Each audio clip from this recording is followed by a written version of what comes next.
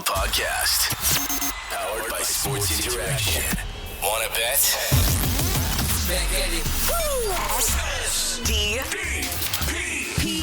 The Steve Dangle Podcast with your hosts, Steve Dangle, Adam Wilde, and Jesse Blake. Hey, Steve, you ready to talk about last night's game in depth for a third time? Yeah. Because you didn't do it during the game and you didn't do it directly after. Now you got to do it now. Ha ha. Woo. Now, I Party. don't know if you all could have told by my performance in the third period, but those are easily the worst kinds of games to do. Easily. I liked your performance in the third period. I disagree with you on this point. Well, I would, first of all, thank you for finally consuming my content. That means a lot. Well, to me. you know, listen, billionaires got to make time for you sometime. It's been a couple of years, but that's fair. finally did it. That's fair. You know, couldn't make time for ice surfing, but at least you got in on this. I appreciate that. It's a shame they can't cancel ice. I know, it's such a bummer. Yeah. It was a good idea. It shouldn't have been on Twitter. It should have been on YouTube. But, There you go. oh my God. So even when the Leafs are down 3-0, Yeah. I can talk about it and have feelings about it and communicate with the audience about it because things are happening as it's happening.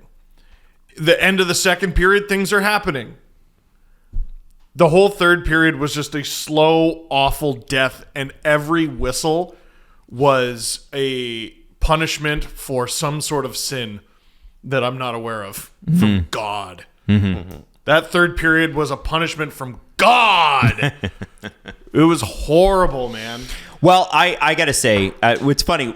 The thing about when the Leafs lose like they did last night, and we'll do the full breakdown, is it's not only do you get the chiding on Twitter and, oh, you guys are clowns and 1967 and all that stuff, you got to remember that, like, especially in the playoffs, Steve is doing it during the game, and then he has to break it down 2 more times afterwards. Yeah. And if you do like a radio hit, or if you like, then you got to do it again. Oh, everyone wants to call friggin' slap happy McSad every April. Yeah. Every friggin' April. Now, 1 minute ago, my new name, slap happy McSad.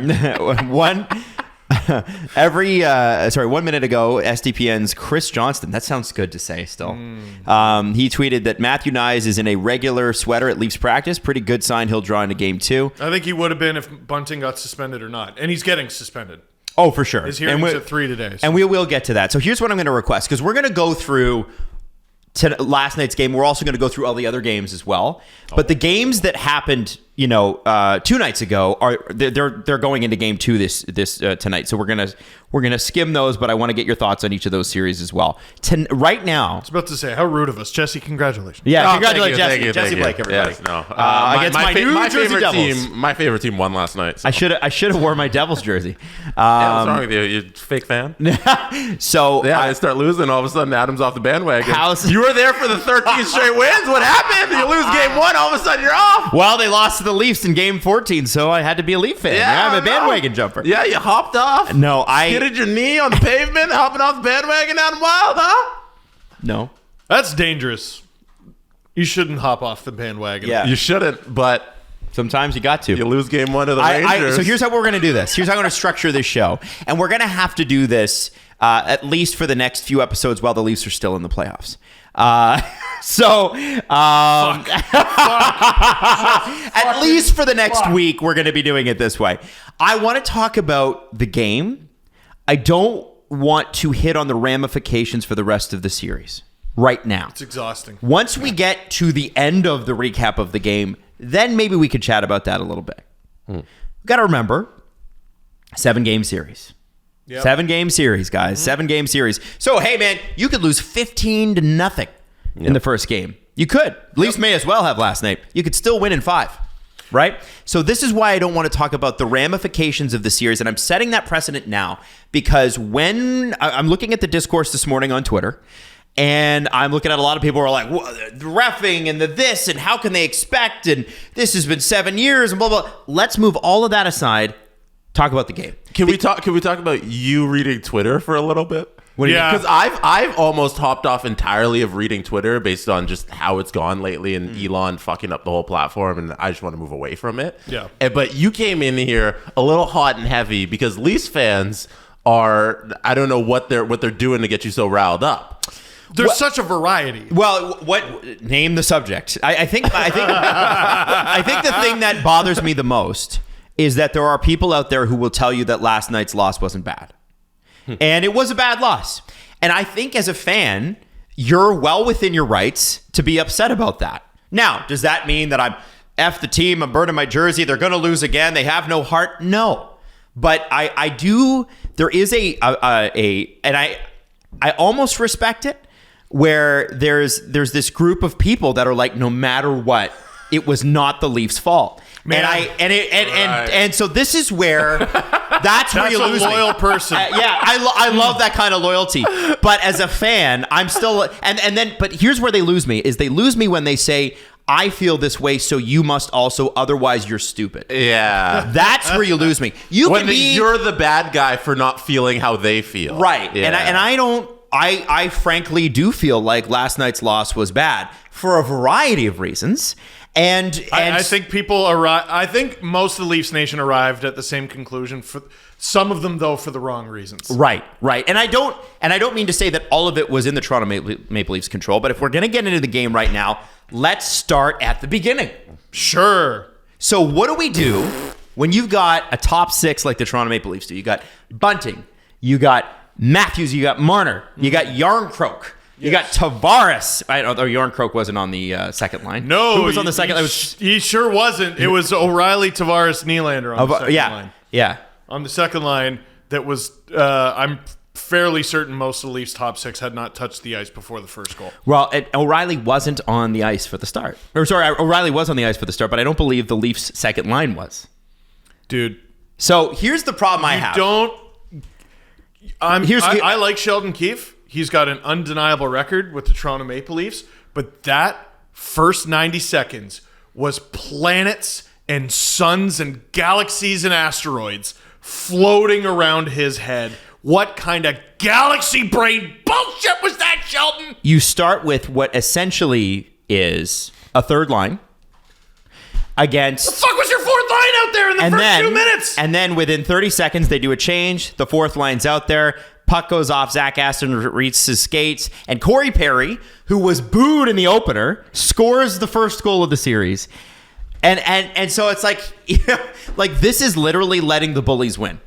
Yeah. Like you're letting the bullies win. When Corey Perry's in the building, bring cash. Bring cash. He's stealing your lunch money, and you deserve to have your lunch money stolen. I want you to understand that this is Steve Dangle's fault, though. The way that Sheldon started that, this is your fault. You know why this is your fault. Why is this your fault? Because it wasn't fucking overtime. Yeah, it doesn't matter. It's still your fault. Because I said David Kampf should start overtime. Yes, it's your fault. When the Leafs were 1-6 in overtime, yeah, and he scored. To change it up. And he scored on it, like the chances of David Kampf scoring in overtime. But you know what that did? I sacrificed my nose for that goal. It reinforced a bad habit, which is don't start the best fucking players this team has had in 106 years. It's so wild that they're one of the best face-off teams in the league, but one guy has to take all of them. Yeah, Funny. It's funny. And Matthews is a positive in the dot. Tavares is a positive in the dot. Yep, Matthews, Tavares. Why O'Reilly? Why does it have to be O'Reilly? And not because Ryan O'Reilly's not good, but so then and this is the crazy part for me. You start with the third line. I can get down with that. But your immediate go-to after that is, well, let's put out Zach Aston, Reese and company. And get fucking fed. Right. Now, they were more confident in their bottom six going into this and we all were, honestly, because they played really well. And I understand that. However, and I'm getting to it. Sure. Michael Jordan is not coming off the bench. Okay? Fucking... Max Verstappen's not going to let the third driver take the first coming few off laps. The bench. You don't when you have Serena greatness, Williams isn't coming off the bench. and this is where, and I partially blame other sports where it doesn't apply. Well, it doesn't apply, but yeah. But you know what I'm saying, right? Yes. If you and I do blame the Leaf Stars for this a little bit. If I'm Austin Matthews and I see that I am not starting that game, I'm fucking pissed about it.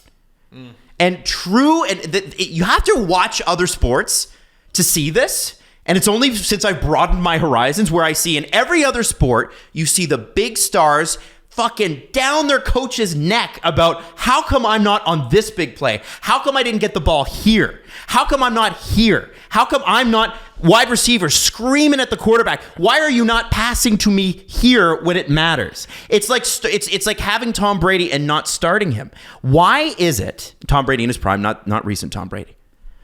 Why is it that the Leafs players, and I think it's a hockey thing, they just don't say anything about it? You need, if I'm Austin Matthews. They don't say anything about anything. If I'm Austin Matthews and I'm not starting that game, I'm like, motherfucker, put me out there against Stamkos right now. No,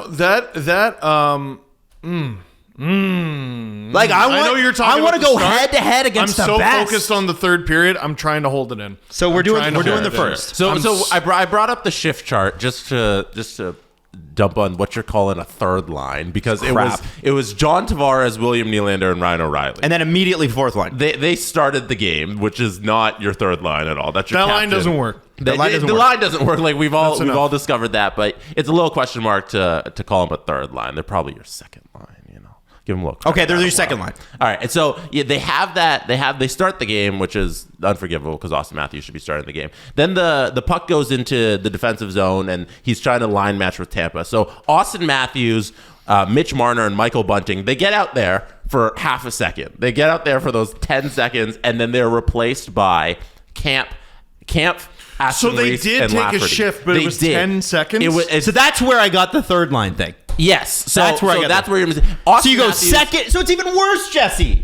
What do you mean? You shorten the shift of the second line, then you go third line for 10 seconds, and then you put out the fourth? No. So it went Tavares, Nylander, O'Reilly, then Matthews, Marner, Bunting. For 10 seconds. I don't know how much the game clock was, but at the beginning they were out there, and then when the play went into I think it was a defensive zone draw, he switched them out because the goal happened 70 fucking seconds in. Yeah, Cooper sent out which was the line he was trying to line match. He sent out the Maroon, Belmar, Perry line. And then against the fourth line. So then Keefe was like, I don't want Matthews, Marner, and Bunting out there against them. Why? Why not? Because skate them into the ground. Why? So Tampa had 3 line changes in that instance too. Point, Kucherov, Stamkos were out there for a couple seconds versus the Matthews, Marner, Bunting line.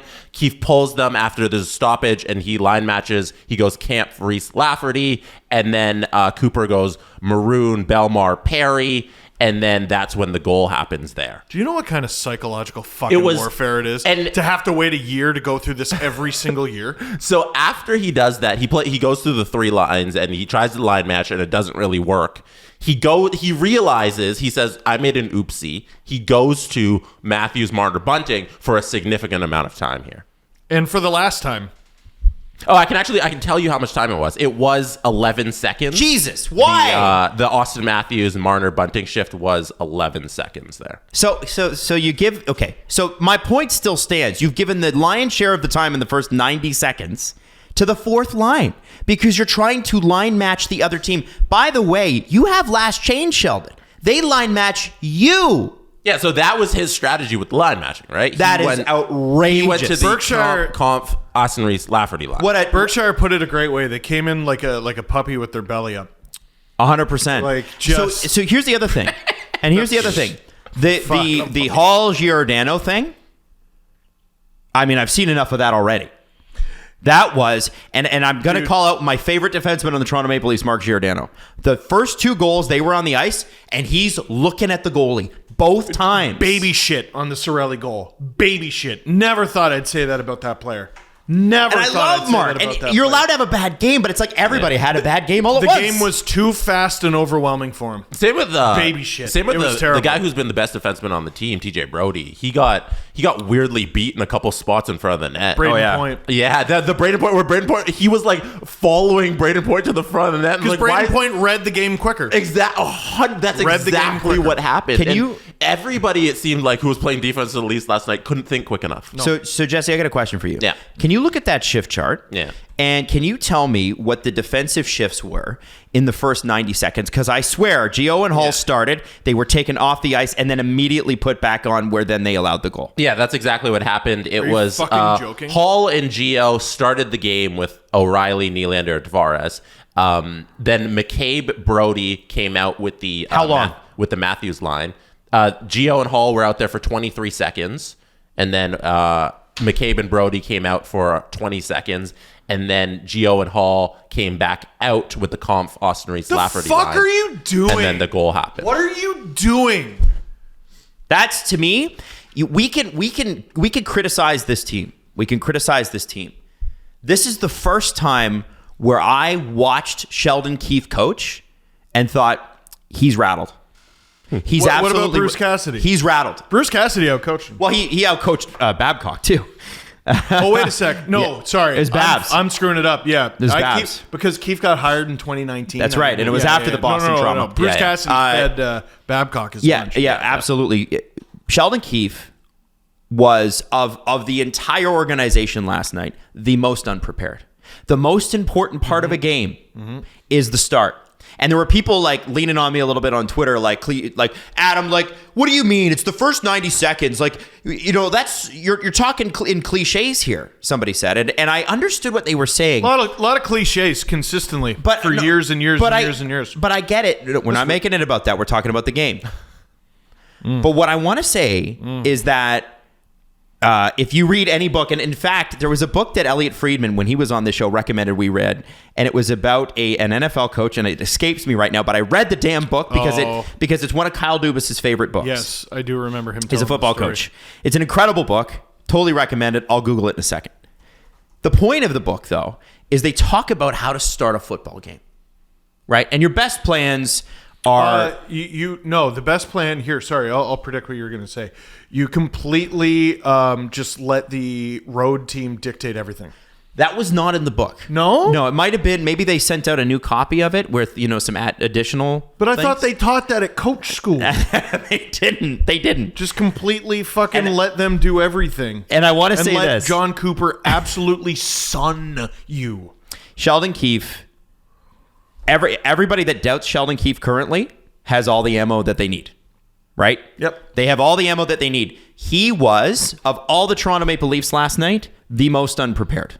Yep. He was completely lost in those first 90 seconds. Jesse read you the shift chart. There's no Absolutely excuse, swimming. guys. There's no excuse. And I like Sheldon Keefe. His record is like the best record in Leafs history. It's crazy. It's gaslighting. It's gaslighting through statistics. But I do How want the fuck is he that prolific in the regular season and absolutely futile immediately as the playoffs start? Well, and this is where so here's my question becomes then, and this is one for the end of, if your coach is that rattled clearly through their actions, how do you expect the players not to be? And this is where I think the players know these guys are really, really smart when it comes to hockey. They'll know more, they'll forget more about hockey than any of us will ever know. Do you think the players don't know? Do you think Matthews and Marner sitting on the bench for the first 90 seconds of that game didn't know? And I was watching the shift chart on NHL.com, or the ice time, the time on ice thing on NHL.com while I was streaming your game on Sportsnet. And you could tell that Keefe was trying to make up for it. So at about, 12 minutes in, Matthews and Marner are at 3 minutes played or something like that versus everybody else, which is maximum 2.5. So they're getting their ice time. But the first part of the game is where you establish dominance. That is where you decide, here's how the first 10 minutes of this game go. Absolutely, said John Cooper. And so I don't want to belabor the point, but that is completely unacceptable. And Dubas puts he's got a blind spot for Keefe, good or bad. And if you believe it's bad, because I believe Keefe's got the stuff to be a great coach, but he has to win. He's only good. He's only good so far. And do not show me his regular season stats. I know, and also they don't matter. Right. They don't. So it does. They don't matter. Do you feel how you feel today? Do you feel how the last several months will absolutely not matter in your life at all if they fuck this up again? Jesse, can you bring up the picture I just sent you on text message? Sure, I can definitely. It went viral last night. I think it was Bar Down that tweeted it. Jesse just had Just for Laughs up on his screen, followed by Leafs highlights. A little on the nose. Well, Just for Laughs gags. It goes into... Here, take that off the screen. Let me put up the Twitter pic. All right, awesome. So Just for Laughs always goes into the Hockey Night in Canada games when they're on CBC. It's a little ridiculous that they don't. It's not even the good Just for Laughs. It's Just for Laughs gags. Yeah. Here, this is the photo you want. So this is the photo. This is after the first period. Rasmus Sandin, Alex Nylander, and hey, by the way, you know who that guy, that bald guy is? That's Michael Nylander. That's fucking Michael Nylander. That's his dad, also an NHL player. Everybody was like, "Oh, it's Alex Nylander and blah blah." I'm like, "That's freaking Michael Nylander." You just blah blah. He's the biggest star. Michael Nylander is the biggest star of those three, and nobody recognizes him. An NHL player. I feel like I recognize the guy in the middle too. I don't know who he is. Trying to figure out who that is. Even like, look at them. Look at the shock. Shout out that Sugo hat. I assume that's for the great Italian place. I think so. On Bloor Street. I hope so. Oh, Now, the Leafs were booed off the ice at the end of the first period. deserved. Yep. I believe it was a bad period if you get booed off the ice at home in your first playoff game. Do you think that things went well? Yeah, someone said to me, like, why are you booing them off the ice? How does this help them? And Oh my god. That's not the fans. Oh my god. And I mean It's Lightning 3-0. I mean Lightning in 3. If that's the mantra, Lightning in 3, Lightning in 2. Lightning won the series last night. If that's your mantra, how can we go to the game and help them? Right. Like, listen, I get being a fan, and I get that certain fan bases can help their team achieve more, and but no one's intimidated by this building. Well, You know who's most intimidated by that building? The Leafs. The Lightning are fucking scared of Scotiabank Arena. so in the first period, shit. Jake McCabe takes a penalty for high sticking. Yeah, that was unfortunate. Yeah. it was a TJ penalty. Brody takes a holding penalty, and it's the TJ Brody one that's the killer.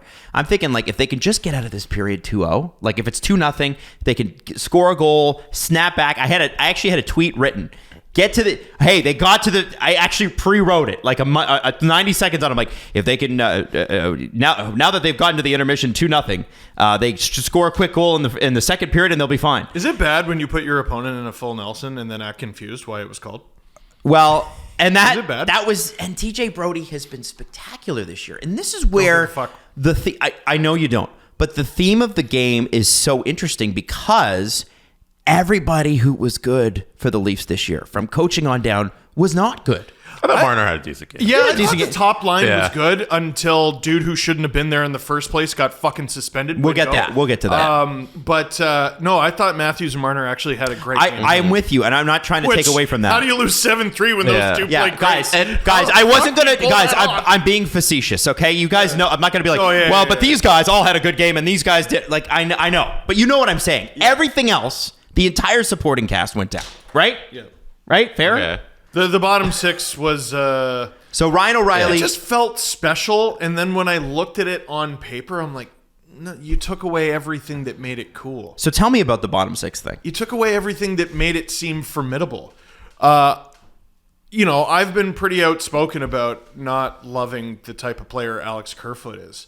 But all of a sudden, you give Kerfoot to O'Reilly and put Achari on the wing. That's a formidable third line. Mm-hmm. You have an elite center there, an elite defensive center, two-way center. You have Achari who can bang and crash in goals, hit the fuck out of people. You have Kerfoot who can win puck battles, can set up plays. That's a great third line. All of a sudden, Kerfoot, Achari, Yarncroke. It's not the same. It's not the same at all. Like, O'Reilly with Tavares and Nylander is fun on paper. It's super fun. And it'll bang in some goals against the Buffalo Sabres in a game in March. It's not the sort of line that you bust out against the Tampa Bay Lightning. It doesn't work. So I don't like O'Reilly and Nylander together. I don't think their games complement each other. So let me give you the Leafs lines of practice as of 10 minutes ago. On that line. Yeah. Here's the Leafs lines of practice potentially for next game. Okay, I'm ready to Yarncroke, Matthews, Marner, Thank God. Kerfoot, Tavares, Nylander, Nyes, O'Reilly, Achari. That's interesting. Aston Reese, Camp, Lafferty. So they're preparing to play without Bunting. Bunting and Simmons are the extras. Oh, wow. They know he's going to get suspended. I'm trying to figure out how I feel about that because Let it sink in. We'll get to the second period here. I like that third line. Fuck my life with that second line. So the Leafs are down. It was Kerfoot, Tavares, Nylander. That's correct. You know, when something doesn't work for 3 years straight, you have to go back to it. So Leafs were booed off the ice at the first period. As I told you, they let a goal in with about 51 seconds to go. Early in the second, you see Victor Hedman go to the tunnel. Right. And if you're a Leafs fan, you're like, listen, I don't want him to be hurt, but this is an opportunity the Leafs have to take advantage of. Wounded animal. Ryan O'Reilly scores on the power play. William Nylander scores on the power play. Jesse, you were at Maple Leaf Square. I was. How was that when those goals went in? Unreal. 3-2. Unreal. When Willie scored, that was the biggest pop of the night, obviously. But there was actual, hey, we're gonna do this. We aren't gonna completely shit the bed. The Leafs are coming back. That was awesome. You watched the stream? Uh-huh. Did I not lose my actual mind? Yeah, you did. What was the chat like? It was crazy. Chat was crazy. It was we great. were going. Yeah. Believe it or not, I want them to win. Right. Now, No, you want the Montreal Canadiens to win everything. yeah, you're a big Canadians guy. Now, that I was Luke in Shen, such a much better mood before this show started. the Luke Shen penalty. Fuck. The Luke Shen penalty before that was Abysmal. Now, why was it abysmal? Because Luke Shen did cross-check. Was it Ross Colton?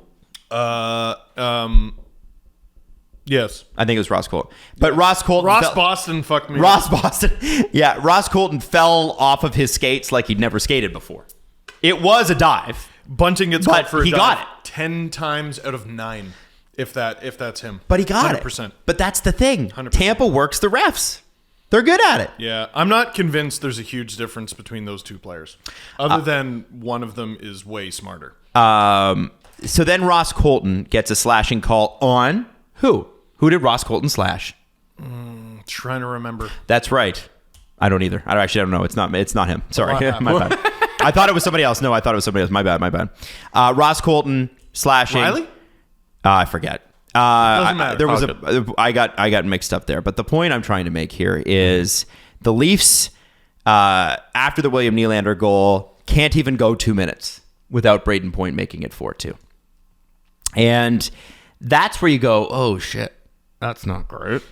And then But it was they're in it. They're in it. They're still going in to it. be a battle. They're still You're in it. not just going to go 3-3. Right. So I was sad when that goal went in, but I'm like, they can still do it. But that goal goes in because what? TJ Brody was a step late. Well, They were on the fucking penalty kill. that's what I want to talk about. So this is where Jake McCabe lays out Yzerman. Mikey Yzerman, lays him the fuck out. and there It are doesn't people look that like bel- he's going to get fined or anything. I think it was. So I looked at it this morning, and listen, if you're a Lightning fan, I get why you'd be pissed about that penalty, or sorry, about that hit. And his head does snap back, but I'm looking at where he's at. He's right over the puck with his head down. And I don't know if Jake McCabe's both feet are planted, knees are bent. I don't know how he gets any lower in order to throw the hit. It's real close to a bad hit. Like Alan Walsh.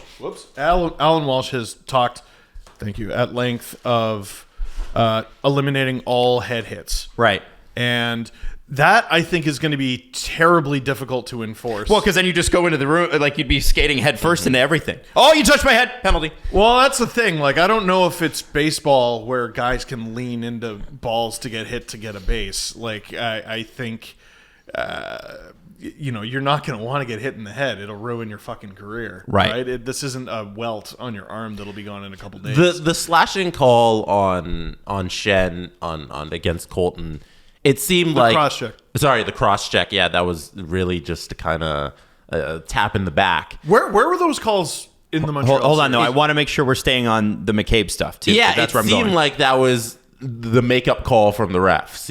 It seemed like they thought in the moment they should have made the call on McCabe, and they didn't. So he goes and they make those calls. So that's such a good point because they do fucking crazy mental math that you can figure out if you take the time to do it. So, okay, we shouldn't have called that penalty on Luke Shen. So, okay, that's +1 that we shouldn't have done. And then there's the Jake McCabe hit, and we should probably call that.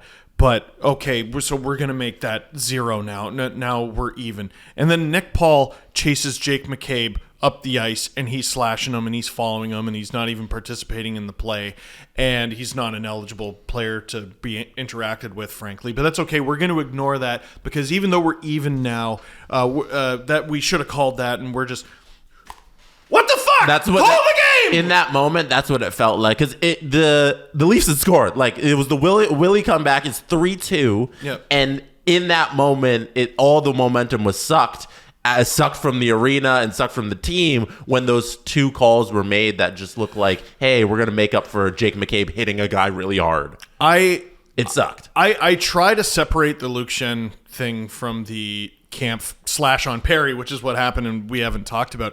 I didn't notice until this morning, and Tic Tac Tomar pointed it out. It's beyond parody. It's so deeply fucking funny. Camp slashes Perry, gets called. Achari takes the puck. Perry does the exact same fucking thing. Yeah. Exact same fucking And thing. he does slash him. Oh, Yeah. It's almost frame for frame the exact thing. You could argue Perry got into Achari's hands more than Camp did. The other thing is, does that slash happen if McCabe isn't being run after by the Tampa player and taken out of the play? No. Because he's going to be in position. So Camp isn't going to be out of position in order to do the slash. And the ref Is the hit doesn't clean or not? There are literally... Hit clean or not? They didn't call it, so clean. Leafs power play. Don't touch the fucking guy. You want big hits to stay in the game? If the ref doesn't call it and someone's fucking following him up and down the ice, interacting with him, slashing him, touching him, call the penalty. Because if you look at the footage from that, he slashes him way harder than David Kampf ever did. Nah.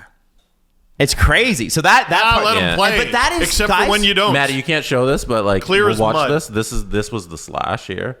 Like, that it's wasn't called. Like that was nothing. the same. That was the same slash. Yeah. So Oh Camp, my God! Perry just, that's the same thing. It's because it affected possession. Look at how limp Achari goes. Like he thinks he's about to get a call here. Oh my fucking God! He gets him right in the hands. So this is the whole thing, is that like that kind of officiating That's garbage. changes the whole match.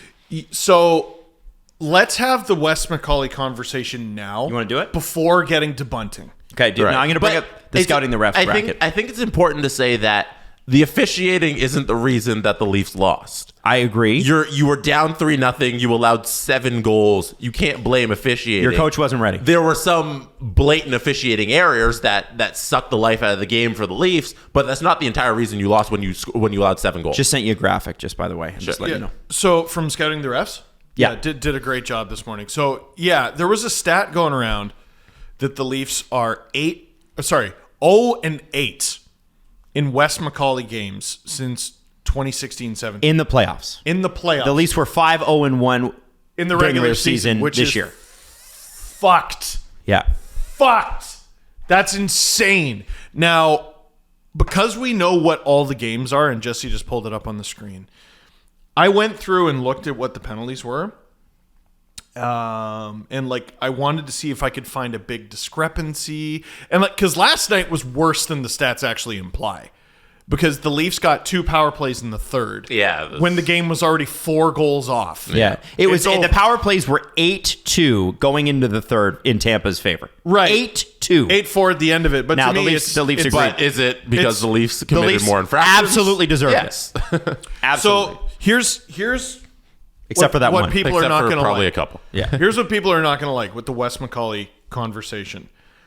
There is not, that I could find, and I wish I thought of this idea last night or this morning. I thought of it in the car on the way here. There wasn't much time to prep.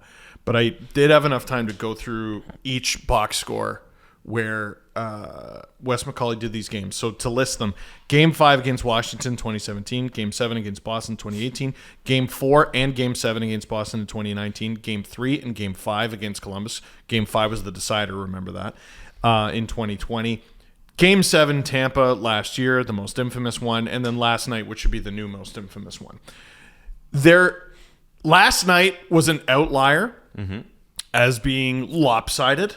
The rest of them are all within 1 penalty of each other in terms of fairness, except for last year if you take away Mark Giordano's delay of game penalty, Which is a flip the puck and you take the decision out of the ref's hands. Yeah.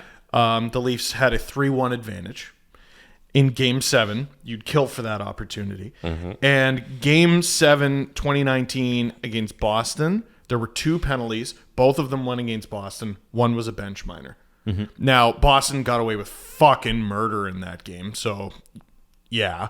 But at the end of the day, it's not like he's giving... You could argue he's giving the opponent an advantage by not calling things, and maybe that's what happened in 2019.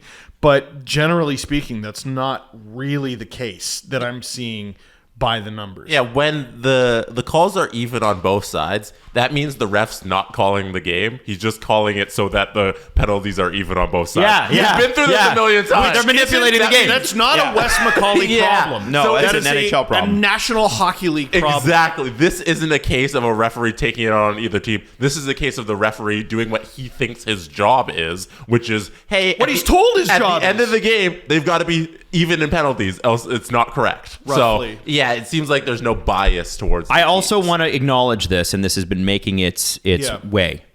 There is a connection between Wes McCauley, his brother-in-law David Frost, and Sheldon Keefe's abuser is David Frost. And Sheldon Keefe went on record. The court documents are sealed. Now, there are a lot of people this morning making the connection that Wes McCauley is clearly biased in David Frost's direction. I think that there's more to this story. And I would say this, because we don't even fully know the story. Steve Simmons wrote a book on it. You might want to check that out. We talked about this before the show. I do not feel confident enough to 100% say, yeah, this is what's going on. Yeah, he's defending. And there's a lot of conclusions being drawn from stories that aren't fully out there. Family members don't have to like each other, right? I just want to throw that out there. Now, the other thing I want to say is, if I am the NHL, in order to remove any sniff of this, Wes McCauley should still not be reffing any Toronto Maple Leafs game. Whatever the relationship between Wes and Sheldon, if there is one, if there isn't one, if they love each other, if they hate each other, because of that connection, there should be no reasonable reason that Wes McCauley should ever do a Toronto Maple Leafs game or any team that Sheldon Keefe coaches. There should be no reason. You can't, especially in the playoffs. It doesn't matter whether they love each other or hate each other or went to court or didn't. There is potential bias there. Take it out. Just you have a bazillion refs. Yeah. You have a bazillion refs. I mean, what we also don't know is if they've ever spoken about this with the league, hashed it out, had some sort of discussion. Are you comfortable with this? Are you comfortable with this? Keefe was fined $25,000 earlier this year for yelling at Wes McCauley. But I think Adam's more speaking towards the optics of the situation in where they're not in like a normal job circle where it's like, hey, they're working here. No, this is a competitive sport where if there's biases, it's supposed to be fair. You know, we're supposed to be on the playing field where it's fair on both sides. And if there's a perceived, hey, this could be tilted this way or that way, then why not just get rid of it so that people don't have this conversation? It's a very uncomfortable scenario, which I'm not sure I'd be comfortable with as the opposing coach either. Like I've heard things where, there's the obvious optics of this could be a negative thing for Sheldon Keefe. I've heard this relationship could actually be potentially something that favors him because of factors that are not necessarily common knowledge. So why not just eliminate it? Yeah, and this is why we haven't gone into the story in depth. Like when we have talked about more serious topics on the show, like I wanted to make sure, like I studied certain topics harder than I studied for any university exam because you can't fuck it up, right? So the optics are terrible. I understand that. And I feel like there is enough... I was going to say, I feel like there's enough fan concern that it needs to be addressed in some way, but these are also the private lives of these people, and I don't know if we deserve anything. The league is... here's all we know. Wes McCauley keeps getting Leafs games, which means the league is comfortable with it. We know Kyle Dubas has had conversations with the league about officiating. Is he comfortable with it? Is he adequately comfortable with it. Like, is he a little bit of column A, a little bit of column B? There's enough nuance here that, he was the Game 7 official. It was a storyline for months and months and months.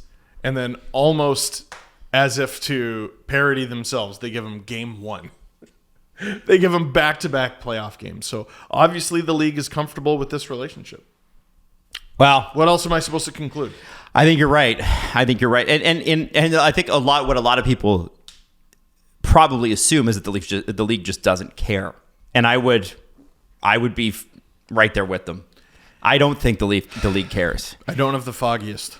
Yeah. So Chris Chelios, after the second intermission on ESPN, said, and I quote, you ready? Yes. Absolutely terrible officiating. Worst in a while. And Mark Messier was saying the same. And then Mark Messier said, I won't hold this cookie above my head because I hate Steve. Yeah. Yeah. Get it right, Mark Messier. Two guys who won cups, never played for the Leafs. I don't even think they're from Ontario. I don't know where Chris Chelios is from. Oh, he's American. I'm an Indian. There's no bias there. You're not watching some local broadcast, and it's funny. Like, just as a little aside, I've seen a lot of people heaping praise on Joe Bowen and Jim Ralph and wanting to get them back on TV. And I'm not saying I'm against that. I've met both guys. I like both of their work. The rare occasions where I have to listen to a game in the car, I don't think the Leafs have ever committed an infraction in Jim Ralph's mind. Ever. Never, not once. You know what? It would be nice to have a local broadcast crew who are a little homerish. Every freaking Leafs game is a national game, and they're like Canadian broadcasters especially are just falling over themselves, dying to not seem biased towards Toronto. Oh my God. You know what I love about the States is they don't fucking care. National broadcasters like, oh, is the New York team playing? We're just going to talk about New York. We don't give a shit about anybody else. And I think there's a balance there, but I would like Leaf fans to have some support from their announce crew once in a while. Wouldn't that be nice? They're not the Leafs announce crew in that game, though. That's what I'm saying. It's a national game. It's a national game with fucking Tampa. You're not wrong, bro. Why do you think I watch your stream? Because it's good? Because they're like, wow, I just can't tell you how great Tampa is. We need to be balanced towards Tampa. Stop. I'm sick of this shit, and I know it's uncomfortable. Markham Waxers fans watch. Well, that's fair. That's true. I get sick of it because, like people in Edmonton don't understand. They have like Gene Principe and Mark Spector and all those guys, and in Vancouver, they just John Garrett just retired, fabulous career, 20 years. They have their own broadcast crew. We don't have one. They have their own broadcast crew because they have to. Though. So do the Leafs. Yeah, but not come playoff. Yeah, I know. It just drives me bananas. It's banana sandwich. Well, I can't hear the broadcast when I'm doing my stream. So I know. I can't even comment. But you do a great job. You do a great job. And so do they. It's just like I would like some bias, please. Gord Miller and Mike J do a great job. They do. They're fantastic. They do. And that's because that's a regional broadcast, right? I guess that's why. Fantastic. So the goal in the second period, was it actually in? I don't know how you conclusively say it's in. Now, it didn't seem in. And then Sheldon Keefe challenged for goaltender interference, which I'm not totally sure why. He had to. Well, because you can't. So it was a huge risk, but also if the goal comes back, you're down 4-2. If it doesn't, you're down 5-2. Mm-hmm. And also you go down 5-on-3. And one of those penalties is a major. So he essentially bet the game on that challenge. I don't know if that was advisable. I think he was rolling the dice like, look, we're kind of fucked anyway. Thanks, Mike. I got to take this risk. And I got to say, I thought he would have got one of them. I don't know how you conclusively 1,000% say that puck is in. But the call on the ice was goal. So they had to conclusively say that it Overturn didn't it. go in. All right. Right. Did Which they couldn't Did we do. not get all of the angles on the broadcast? That's what I assume happened, is that Yeah, on the broadcast they didn't show us all of the angles that we could have seen the puck crossing the line. So what I think it was, the net cam shows white surrounding the puck, which is usually the kiss of death. But it seems obvious enough that some of that white is snow. Yeah. So we don't know if every molecule of that puck crossed the line, which is what needs to happen. 99.9% of the puck can be in. If there's 0.00001%, it's not a goal. And I thought we also didn't get enough angles of Perry hitting Samsonov's pad into the net. I don't remember seeing 10 replays of that or anything. I thought it would have come back. Yeah, I thought at least because everybody's shoving at the puck and that's where his skate was and the pad was, and you can't do that to force the puck into the net. It moved Samsonov, causing the puck to go in, question mark? Which is the definition of goalie interference. You can't shove his pad to shove it into the net. I thought it would have come But back. I assume that we didn't get any good angles during that broadcast, and that they thought on the initial puck going against the post into the net decision that was on the initial shot, and the forcing of the pad into the net had no effect on the puck moving more towards into the net. But I'm just assuming that's what happened because I haven't seen the replays. Are you ready for the worst annual question? Mm-hmm. Does it come back in the regular season? What? Is that goaltender interference in the regular season? And they've deemed it, well, it's the playoffs and we want a tougher standard. I don't know. Or I suppose a more lax standard. So The one in Boston was funny. When who hit the puck out of Alex Lyon's glove? I mean, Jesus. You can't do that. yeah, And that was so Boston. Yeah, It was oh my God. We're literally just going to take the puck out of the goaltender's glove and put it into the back of the net. And maybe nobody will notice. Yo, the Bruins own the Panthers' soul after game one. I felt bad for the we're Panthers. getting to that. We're getting to I that. don't We're think getting that's to that. something we need to talk about. We don't need to talk about it right now. I think Don't even need to make reference to it. No, I don't think we need to talk about it at all. I think it was they beat their ass. There you go. So Bunting, after making Cernak take a penalty, takes a cheap headshot. There's no other way to describe it. Now, it kills any momentum that the team has. And, of course, he's immediately kicked out of the game. And here's the thing. When he did do it, he's clearly high. It's clearly a headshot. Cernak's clearly injured afterwards. Protesting in the box. And he's protesting in the box. Protesting in the box. Come on. Screaming as he's escorted off the ice. He hasn't learned a fucking thing. Here's what he Keith- spent millions of dollars last night. Here's what Keith had to say about this, and then we'll get into it. He said, in terms of the call, I don't have a lot of thoughts on that because he can't say anything. But Bunce, to me, is trying to win a line to set himself up to win a race for the puck. It got away on him. The guy wasn't expecting it. I'm sure Bunce was expecting a battle in that situation, and he didn't get one. He hit him in the fucking head. He hit him in the fucking head. You saw my live reaction. Mm-hmm. I knew right away. Oh, he's gone. It's an illegal check to the head. What the fuck are you doing? Why does this, to the allegedly softest team in every playoffs, how do they always lose a guy? I think there's 10 suspensions in the last 6 or 7 years, and the Leafs have had 3 of them. Four of them. Oh, yeah, 4 of them because of Clifford and Kadri, Clifford, Bunting. 18, 19, 22, 23. 23. And by the way, player safety said last night he'll be having a hearing today. And people At were like, 3 o'clock. Yeah. So we'll find out later. We haven't. And I imagine the hearing will be, Mike, it's 2 games. It's 2 games. And he can for sure. shout fuck into the phone. No, all he it's wants. not 2 games. You don't think it's 2 games? No, I'd put money on that. If I could Dave Bastel, you can bet that it wouldn't be. It's going to be less than 2 games. Clifford got 2 games last year. No, Clifford got 1 game. He got the game misconduct and then a game. You sure about that? Yeah, isn't that?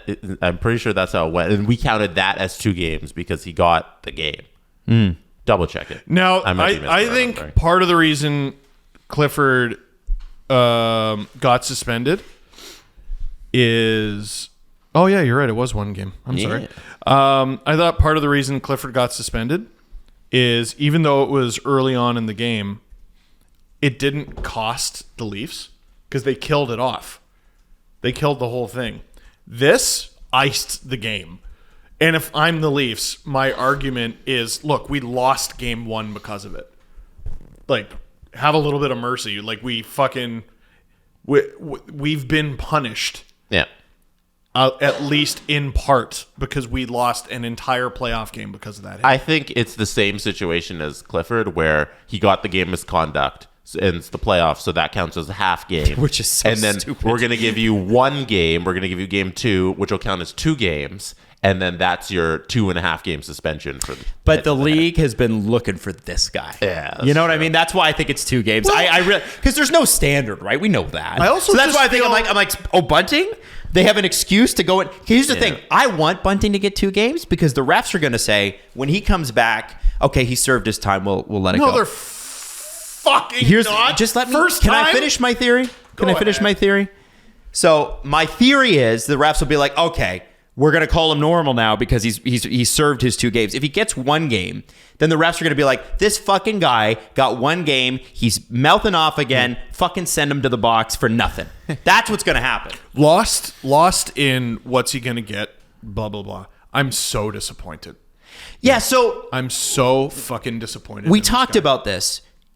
The whole thing that we said last week was put him on the 3rd line because he can be less of a liability there. He's a powerful player, scores goals, gets in your face, does all the things that you would want a Leafs player to do because they don't have enough guys that do that. But if you put him up with Matthews and Marner, you know that Corey Perry and Bellemare and all those guys are going to get under his skin. They're going to piss him off and he's going to do something stupid. And he drew the penalty on Cernak. Yeah, he was having a Yes. great game so He far. was having a like up great until that game. point. He just genuinely was having a great Yeah. game up to that point. yeah, And he he was looking good. did exactly what we were worried about, which was It took less crossed than the line. 40 minutes. he crossed that line, and it's Can't a be trusted. liability. And so if Calle Yarncroke's on the ice with Matthews and Marner, that shift continues. Yep. It's so strange, like what he's thinking about in that moment, because it seemed like that's a good such an point. unnecessary play. So Like, I don't know why. I the Keefe's explanation makes a little sense. Like, he was looking for the battle, you know, when you're going up against Yeah, the it guy. makes perfect sense. And you're both trying to slow down, but you're also trying to hit him into the boards, and you're trying to get the puck in the same play.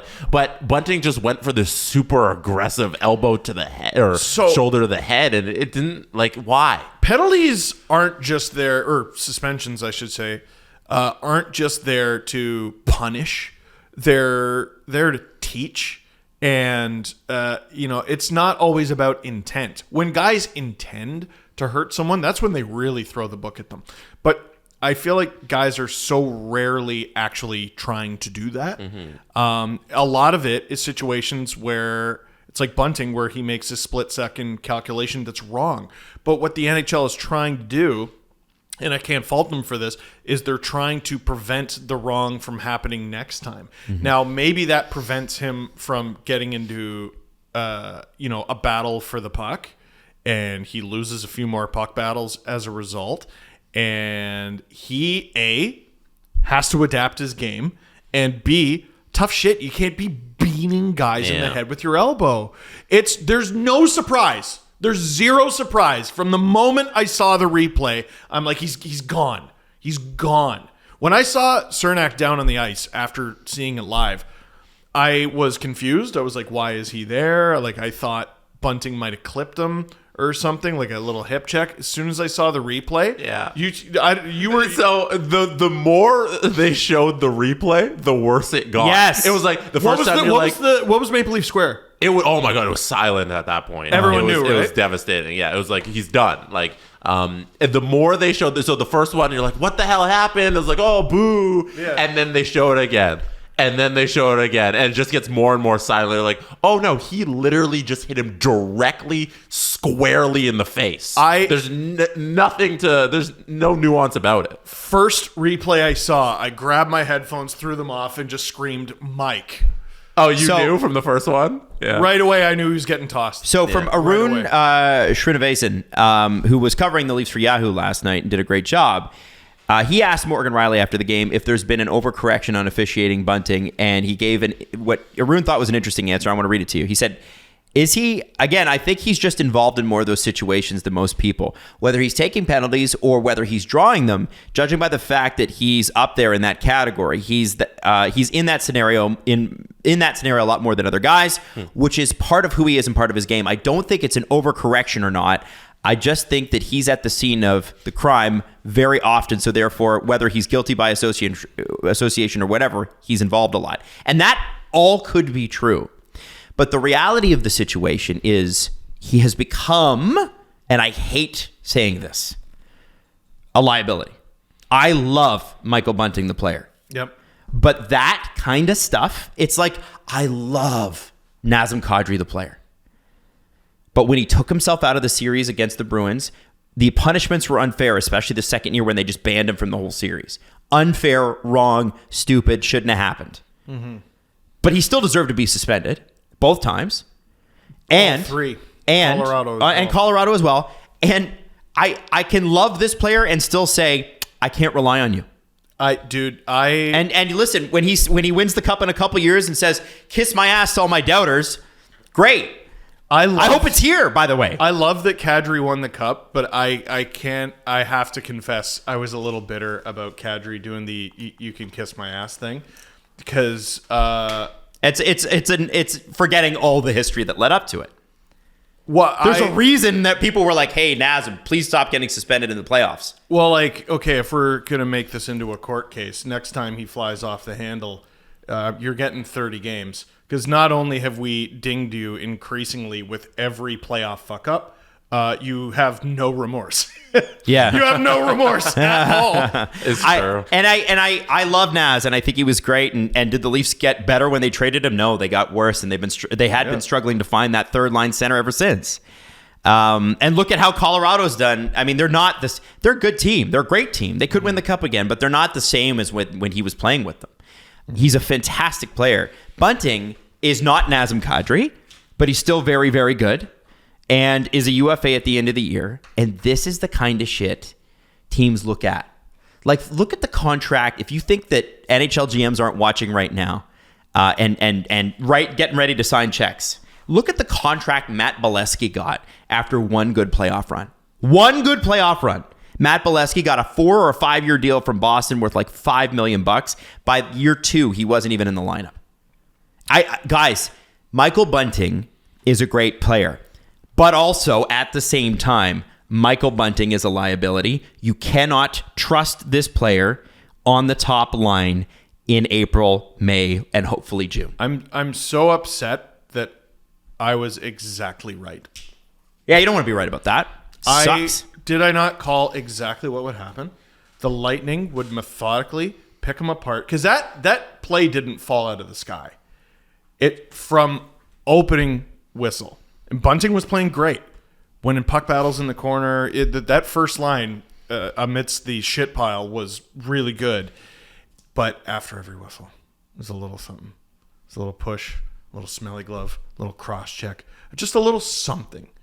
They're never going to call it a little something, which, by the way, the Leafs didn't participate in. Not at all. Not one iota. And Bunting was losing his cool. You could see him. He's starting to talk more the more it happens. And then in the second period, Tampa harvested. Now, I'm sure that's not what they wanted to happen. They didn't want Chernak to get hit in the head. I don't think that's what Bunting wanted to happen. I don't think that's what Bunting wanted to happen, but sometimes, there are different kinds of nerves. Yeah. And the Leafs were playing with nervous nerves, and he was playing with maybe some nervous nerves and angry nerves. And he has it dialed too high. And I think this is a good transition to the third period. Mm-hmm. The rest of the team needs to find their fucking heartbeat. So, going into the third period, and I'm going to hold you there because I'm going to set you right back up. Penalties were 8-2 in the favor of the Lightning. What did you say on the stream? What's going to happen in the third period? It's either going to be A or it's going to be B. It's either going to be a 4-goal Disney movie comeback, or at very least, you're going to see some rough stuff. Some big hits, some fights. You might even see a line brawl. What happened last year? So you'll have a lot of people say, hey, what's the big deal? Tampa got their ass kicked in game 1 last year. They ended up winning the series. Here's the very key difference. Tampa got their ass kicked last year on the road, and their response was near the end of the game, fuck shit up. Get into fights. Grab guys. Hit guys. Punch guys. Get into fights. Smelly gloves. Smelly gloves. Smelly gloves to everything. everybody. Rough stuff. You will win this game, but you will not know peace. The Leafs wouldn't even finish their checks. It was pathetic. You have a wounded animal. They're playing with 4D. How do you not make the decision to go, you know what? We're down 4. So I think what we're going to do is we're going to dump the puck in every fucking time and smash those guys into the boards with legal, perfectly legal, hard-hitting checks. I wanted Luke Shen to fight somebody. And I wanted anyone to do anything! And I was disappointed he didn't. Like, this isn't a case of... I think people were calling for blood with Matt Dumba for his hit on Joe Pavelski. This isn't that. This isn't that. Literally dump the puck into their corner and hit them legally. There's only 4 of them. What? And again, and then John Tavares after the game, we got to learn from this. Well, okay. He's got a PhD in learning from losses. Well, so during the Amazon documentary, they talked about the Leafs Coffee Club, and last night we learned it's decaf. Are you fucking kidding? Finish your fucking hits. Put a Chari out there with Matthews and Aston Reese. I don't give a shit. Dump the puck in and hit them. You might even get a couple goals out of it. Yeah, could make it interesting. No Could question. make it interesting. Soften them up for game 2. You also and know 3 and 4 and 5 and if the 6. penalties are 8-2 in the other team's favor, as the Leafs, and knowing how the NHL works, which they love to even up their calls. Sure. Knowing how the NHL works, you know you've got some calls coming in your favor. It's not going to end 12-2. No. Like, it's going to go in the other direction. Exactly. Take advantage So of it's that. like, you're losing big, so they're not going to call you, and the penalty differential is enormous. You can go out there and commit legal murder. I never crazy. forgot this. There was a Puck Talks event. I can't remember where, but it was Elliot Friedman talking about a behind-the-scenes story when Adam Oates was briefly a Sportsnet analyst, and people can criticize his coaching career and how he's done or whatever. He's an incredible player in NHL history. And Elliot talked about how, as an analyst, Oates was excellent. And there was a series between the Rangers and the Penguins. I think the Penguins had a 3-1 lead. And even when they were up 3-1, Oates is like, Rangers are going to win this series, you watch. Wow. And it was because of the way the Rangers got the puck deep and battered and bruised the Penguins. And there was an atrophy. There was a fatigue. Guys were sore. The ice packs are a little bigger, a little colder. You got to wear them for a little longer. And they wore them down like waves against the shore. What did the Leafs do? Park the fucking bus. That, more than going down 3-0, more than an irresponsible check, more than taking a bunch of penalties, more than any lineup decision or line change, anything like that, more than anything, that pathetic third period performance made me so upset. You should, the feeling after a game 1 loss, the feeling after a playoff loss should be a bloodlust for game 2. I cannot fucking wait to watch game 2. What did the third period do other than set you up to expect more of the same? So, on the stream, and Jesse was on his way home from Maple Leaf Square at this point, I believe, right, Jess? So you didn't catch the third period of Steve's stream? Did you catch it? No, I watched it on TV. You watched it on TV? Yeah, because in between the second and third periods, because I don't live too far from Maple Leaf Square, I got out of the cold and I went home. So it was, which you can't be blamed for. No. It was like so what? Quick Uber home. What I thought was a fascinating question, and I love the questions that you're being fed on that thing.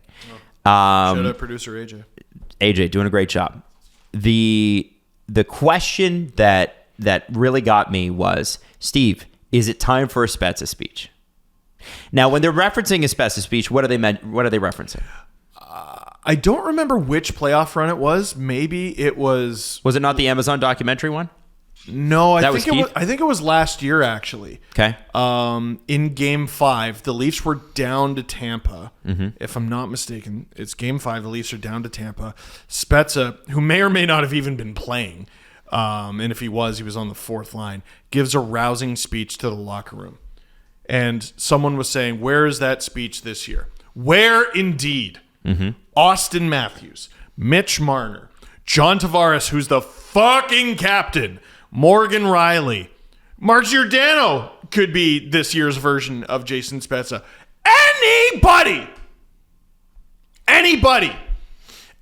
says anything in that second intermission, they at least finish their goddamn hits in the third period.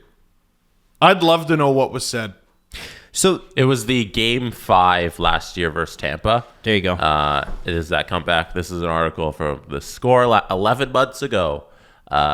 Jason Spezza. Fuck off! Jason Spezza gave a moving speech in the dressing room during his first intermission to help fuel Toronto's comeback. According to his teammates, he's a great player. He's been around, and he knows what it takes. And when he speaks, we listen. That's William Nylander post-game. What message did Spezza deliver? Just that it wasn't good enough, and we have to start battling in this game. That was the gist of the message. We got our legs going in the second, and they had a comeback. Down 2-0. So, I thought it was fascinating. And I don't know what kind of speeches happened post-game or not. But you do think, you hope that one of those guys, after the Bunting major call, right, in that second intermission stood up and said, guys, we got to do something.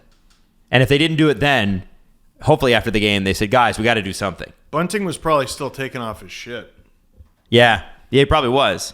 Now, there's some quotes after the game that I do want to talk about, and one specifically, a couple from Keefe that I think are interesting. Mike Stevens asked Sheldon Keefe if nerves played a factor, and he said, "I don't think nerves have anything to do with not defending our net." The Leafs are atrocious in front of the net. Terrible. I think a big part of this game is we're forgetting how bad the first period was. Yeah. And that defined the first period. Yeah, the net front presence. There were some great stats that I think Jonas Siegel had in The Athletic just about how much of a drop-off there was from the regular season and how well they did that to that game one, the first 10 minutes of the game. I don't know what happened there with the defense, but they couldn't play it. They looked nothing like the 2023 Leafs. No. Nothing Yeah, like and it. it's strange, and I think that we'll get to game two, so I wouldn't say, but they can figure that stuff out. Lots of problems last night. Anthony Petrelli brought this up, and I think he's right. He's like, I'm trying to reconcile this. There's nothing to discuss when it comes to goaltending. And here's what, when Sheldon Keefe was asked who the Game 2 starter is, whether Joseph Woll, who did draw in last night, is in consideration to start Game 2, Sheldon Keefe said it is too early to know. Now, I have to, maybe he's just, it's post-game, he's in a fog. What a fucking disaster that game was. And it's an isolated game, I get it. It's a mess. He didn't give the right answer at the right time, so what? Why would he say that? Sammy clearly should be the starter. I think it's just a non-answer. Okay, Yeah. all right. I mean, the first two goals is Sammy making a save, and on the second goal, I believe he made two, and the team can't clear it. Your goalie's going to give up fucking rebounds, man. Like, it's going to happen. I feel like we've gone back in time, because this was the Leafs' problem at the beginning of the season, is Murray and Sammy were making the first save, and they couldn't do a thing about clearing it. Then they figured it out, and all of a sudden, Sammy has the number one inner slot save percentage in the National Hockey League. That's crazy. And the thing that was seemingly the Leafs' number one strength evaporated That's a problem, right? in the first 7 minutes. John Cooper with maybe the most John Cooper quote of all time. You guys I ready? can't stand this guy. I think it's impossible to hate John Cooper with quotes like this. Yeah? He said, the Leafs might win this series. Oh, God, I hate you. They might. There's so much runway left on this. But what I've learned over the years is I sure as hell wouldn't bet against our guys. And you know what? What about that's untrue? He just stated a fact. Nothing. That's why I hate him. He's trolling. He's trolling everyone. But this one made me feel good. Okay? And I then we can talk about the implications for the series. But I like this, and I like this from a Conn Smythe Trophy winner. Who in the Leafs won the Conn Smythe Trophy, guys? Ryan O'Reilly. He said, I'm not worried. Like I said, we got to adjust, learn, and get back at it. And yes, we did take a full big chunk of this show and devote it to the circus that was this game. The officiating was bad. The net front presence was bad. Bad penalty on that Bunting, whatever. But all of those things can be turned around. The great thing about this is that how does it get worse? And I know as a Leaf fan, you're going, well, I can tell you. The Leafs are good offensively. They are good in front of the net. They do have good goaltending. So if we're talking about regressing to the mean, I think that means regressing upwards. Does it not? I don't know. I hope so. I feel a lot better. I want that attitude to be the Leafs, though. It's one game. Again, you can lose, like I said, 15-0 in the first game, win the series in 5. I would love to see O'Reilly in we'll never, ever get to see this. This would never see the light of day, and we probably wouldn't hear about it. But I would love to see O'Reilly stand up in that locker room with Achari by his side and have them both punk that whole fucking room. Scream at them, call them a bunch of losers. Do whatever you have to.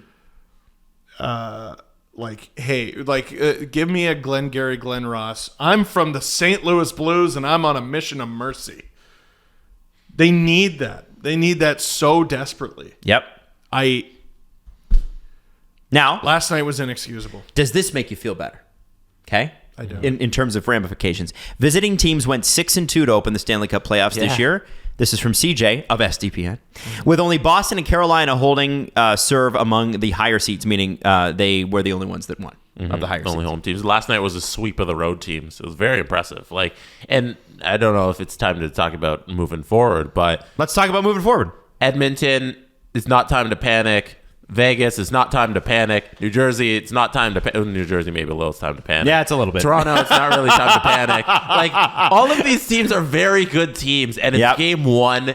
The series isn't over. You can win 4 straight in the series. Yes. It's not overreact to game 1s. There's such an overcorrection in people citing that stat because it ignores the fact that you're actually allowed to win in game 1. And it's actually better and beneficial to win game 1. Tampa has a losing record in game 1s over the last 16 series. Don't give a fuck. I don't care about Tampa. That's their business. So Colorado lost game 1. Yeah. Drew was miserable. I was texting with him. Yeah. Seattle's going to win that series. I don't like losing. Edmonton lost. Their fan base was beside themselves. Yeah. Well, the way they lost was pretty bad. No, but all I'm saying is the series isn't over, which is just the simplest way to look at it. And that is how we started. That's how we started the conversation. Yeah. It's not over, and that stat is a little ray of sunshine, but we just spent... How far into the show are we? An hour and 12 minutes. We just spent an hour and 10 minutes talking about how fucking awful that game was. Yes. So I am going to go with the evidence of my eyes and ears on this one. And based on one game. And you'll get more evidence when game 2 happens and we'll get this more clearer picture of the series. And hopefully it's different. We've seen the Leafs killed Tampa game 1. Tampa beat them game 2. Leafs killed Boston game 1 in 2019. Boston killed them in game 2. Yeah. Let's go. I think there's no reason to despair. But I do think there's a reason to be upset. You can be upset. You can go, fuck, they really, really didn't. Nothing went their way, and they didn't give it in the third period the way that you would want to. But also go, but it is one game, and we do have to look at this in a trending sort of thing, not a. The crazy thing is you can do both. Yeah, you can be upset and say there's no evidence here in game 1 that the Leafs can compete in a 7-game series with any hockey team on planet Earth, and also say that, hey, they could win 4 straight here, and they could win this in 5. On you got to lose 2 games to win it in 6. You got to lose 3 to win it in 7. You know. You ever had someone offering you solutions to a problem, and you're like, "Can't I just vent?" That's what it is. I understand that, but stop offering solutions. I just want to be mad. And that's okay. Be mad, vent, and then go. Okay, so we vented.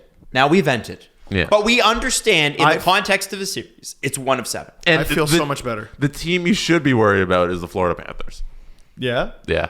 Well, we'll get to that, but hold on. Bastel sent me Dave Bastel from Sports Interaction sent me the odds for tomorrow's game. Okay. Okay, so believe it or not, Toronto's favored to win. As they should be. Tell Dave from me. Shut up. Sportsinteraction.com/STPN. 90 plus. Please play responsibly. Toronto is at a 1.6 on the money line. Tampa 2.36. On the puck line, Tampa is at a 1.5. Toronto at a 2.67. Hot diggity dog. So that's what I'm saying. Like, at least we're the better team in the regular season. I know the regular season doesn't matter, but it is the biggest sample size we have. They are a good team. They just came out fucking nervous, man. And they never shook it. What I want in game 2 is a prepared coach. Starts with him. Make some confident decisions. I think he made them confidently. They were the wrong ones. No. he was scattered. No, I think Sheldon Keefe was a confident man. Like, I think he thought he knew what he was doing. Switch it out, Matthews and Marner and Bunting. No. I mean like the start of the game. Like, God, let's hold those guys. Let's hold the horses back. Let's go slow at the beginning of the race because that's how you win. You know what's going to be agony for our timeline? What? When they start the Matthews line in game 2 and they get scored on. Oh, well, that's just being a Leafs fan. It's tax season. Yeah? And that's why Manscaped's here to make sure that your paperwork is done and your boys having some fun. This is a Manscaped ad? This is, yeah. Oh. Do you want to make it into something about the playoffs? No. No, you don't. Okay. No, it's tax season. Shave your balls. Clean up your finances and your hair with Manscaped, right? The Performance Package 4.0. It won't do your taxes, but it will clean you up. Oh, what? My beard trimmer doesn't also do taxes? No, but it does prepare you to look at your accountant in the face. Oh, right? That's good. Right? What if he wants to look at you in the balls? I don't You're want ready. Then you're probably married to your accountant. I don't know. Maybe you're dating an accountant. The cordless, rechargeable, skin-safe technology helps you reduce nicks and snags and tugs. Get 20% off and free shipping with the code DANGLE at manscaped.com. That's 20% off and free shipping with the code DANGLE at manscaped.com. Don't just get your money back this year. Get your swagger back too with Manscaped. Don't show your accountant your balls. That's right. Nutsack. So it seems there's something always new and exciting happening at sdpn.ca. Yeah. Oh, Yeah. So, sorry, what? What? I mean, this is your thing, Jesse. You created Me? this. It's not my thing. It's the company's thing. It is sdpn.ca. Listen. I made it. It's okay. You can say it. You can find all the, we actually have, the news and headlines and everything happening every single day. Yeah. So if you missed any of the games, you got that. It's an evolution for us because now it's not just us yelling. It's people who actually report on things saying stuff about sports. Right. Everyone. Yeah. The best part of the website, let's all be honest, we're doing all this hoopla about sdpn.ca. There's a section on the site that's called Justin's Picks. Justin Fisher, who joined us as a social media manager, also does a lot of work on the website, does the majority of the work on the website, and has a little section where he picks his headlines. Is that a blog? I don't know. Does he comment on the headlines? Does he write a little thing on why he picked them? No. Nah, it's not a blog then. He's got to write. I don't know. It might Come be a on, blog. Jesse. All right, now listen. Check it out. sdpn.ca. It's all brand new, revamped, and sexy. Now, let's move on to the Jets and Knights.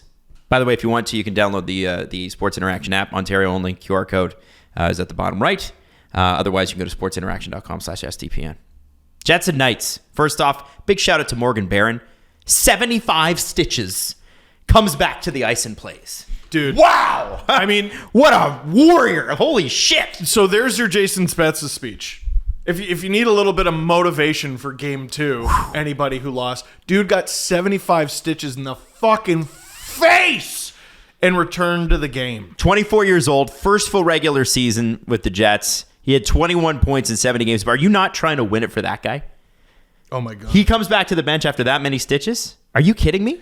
And I'm trying to, he's tied for second on the Jets in hits among forwards. Mm-hmm. Now, he would have led them if he didn't have to get 70. How long does it take to put in 75 stitches to his face? There's no way that number's right. They said 75. Either that number is wrong or I am not questioning anyone on the Jets medical staff, but I am somewhat concerned about the quality of those stitches. I'm sure they were done in haste, and that's okay. As long as they work. Just hold. Maddie, throw this up. It's a picture of his face. Warning for anybody who doesn't like blood. Delicious. And Delicious. stitches. So, like, maybe Yummy. it's all those mini stitches? Because, like, that's the... I don't know how that works. Oh my God. I'm I not don't- familiar enough with stitches to I don't know how stitches work. I but- think they do make them smaller now, so they're not Yeah. like fucking pirate scars. Like if you look at my thumb, I've got a big slice on my thumb, and I've got scars from the stitches because they were so big. So maybe they make them smaller so they don't, like face stitches, so they don't show up. You know what I mean? I don't know if you can see in my camera right now on my eyebrow. What a beast. There's a thing on my eyebrow, my left eyebrow, this side, I think. I can't see it. A little. A very tiny that's bit. a scar from stitches. I've never What did you noticed do? it. Yeah. I think that one is from there. I got two actually right in the same area. One is got hit in basketball, just like fucking Just playing. pickup. I used to play on Monday nights, and then I got elbowed in the head, and then I had to go get stitches. And then another one was when I was like very little, probably like I don't know 7 or 8. I ran into a doorknob. I have one right here from running into a wall when I There you was go. a toddler. Yeah. And then I got a scar from that. So Nicely done. All right. kids are so dumb. Yeah. I'm excited for when Leo runs into something and you gotta take him to the hospital. God. I don't think he's got a scar yet. It's coming. Oh man, He's it's too coming. young. Yeah, how did I but- say that out loud? Yeah. No, I'd like to not go to a hospital Well, again. One day. I remember No. when I cut this in grade 7. I remember my dad's like, "Listen, because my parents are divorced and have been since I was 2, and my dad's like, "Listen, we're going to the hospital. You should probably call your mom." I was like, "Oh yeah, you're right." So I'm like holding it with paper towel, and my dad hands me a cell phone, and I'm like this, like Mom, I'm going to the hospital. She's like, "What's Dear wrong?" mother, stop. Yeah. I'm like, she's like, "What?" And I said, well, I was cutting some boxes and I sliced my thumb open. She's like, "You okay?" I'm like, "Yeah, I'm fine." She's like, "Okay, good night." Meanwhile, my mom had like a heart attack. Really? Like when I told her I broke my nose. Are you? Oh my God, my 34-year-old son!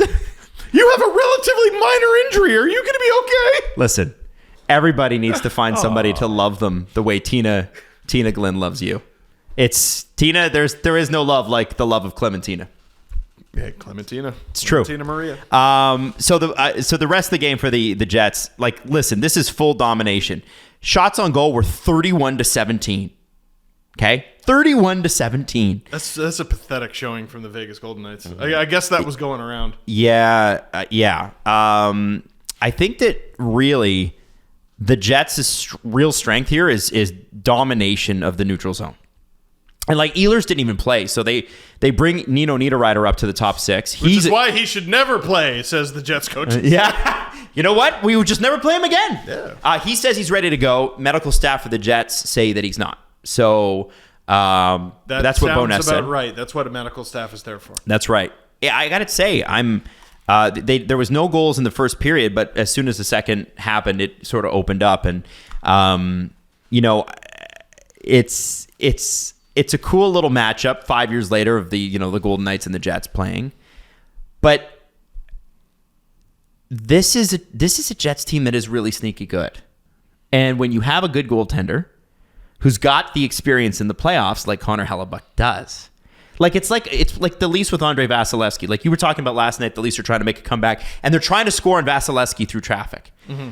But how? He's huge. So didn't work at all. He's so fucking big, and so is Hellebuck. So you need to take a lot of shots on Hellebuck to beat him, right? No, only 17. So if you get one goal every 17 shots, the on Hellebuck, 31-17 is the story. Mm-hmm. This to me paints the picture. I think I know what you're gonna say. It's 2-1. Yeah. Winnipeg heading into the third. What were the shots in the third? Do you know? I don't actually know. Guess. They were 5-5.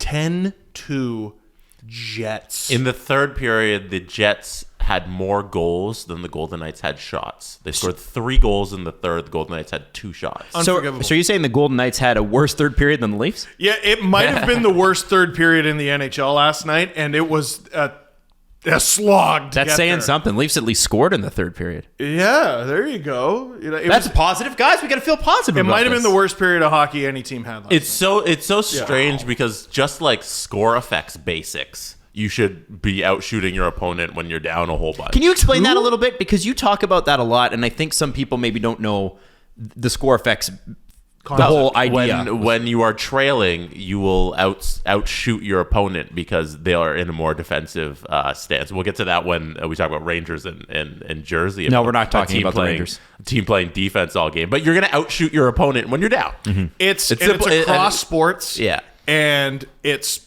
strategic. And when it's not, it's mental.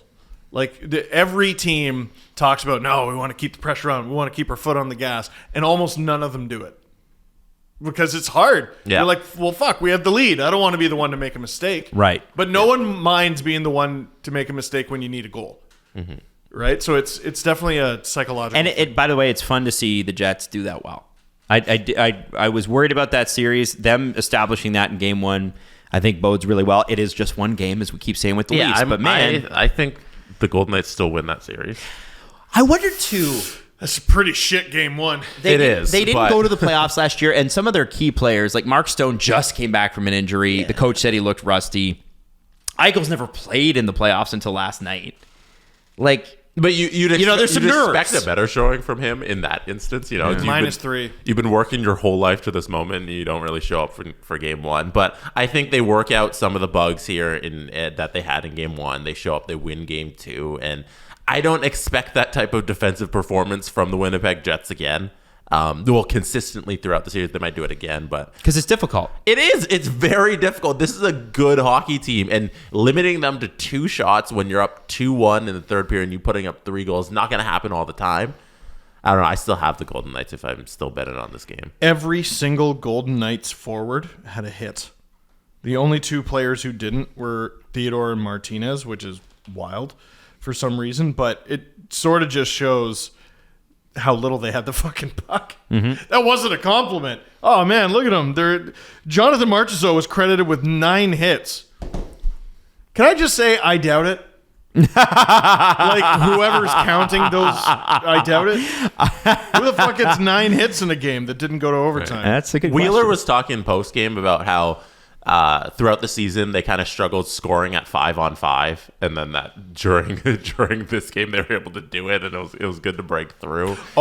Wheeler said it. Okay, sorry. What do you mean? I thought you were talking about Vegas. I'm like, well, then you're probably going to lose. No. Wheeler.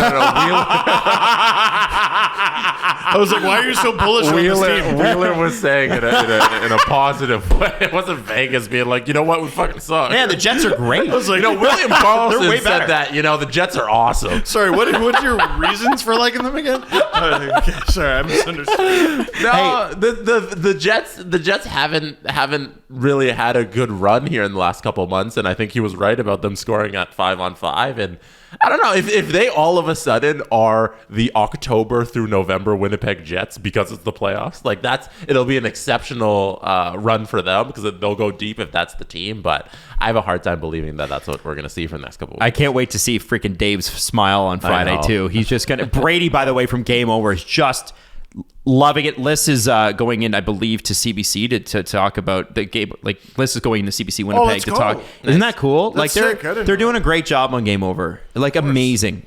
All the hosts are. I want to say this. I want to break in with some breaking news.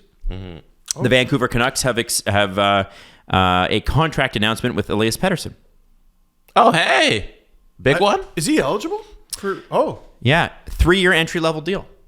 Oh, you suck. because I was about to He's say, the defenseman, Elias Pettersson. You can't sign him till July 1st. That's right.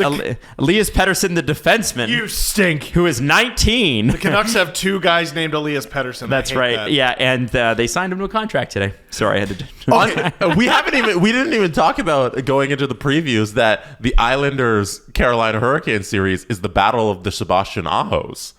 Yeah. See, at least they're on other teams. Yeah, but it's so confusing. It's extremely kids. Aho takes the puck off. Aho takes the puck back off. Aho. Aho up the. No, but whoever wins, do they get to keep the name? And the other one's got the to other change one's it? Steve. Steve Aho. The other one's got to be no.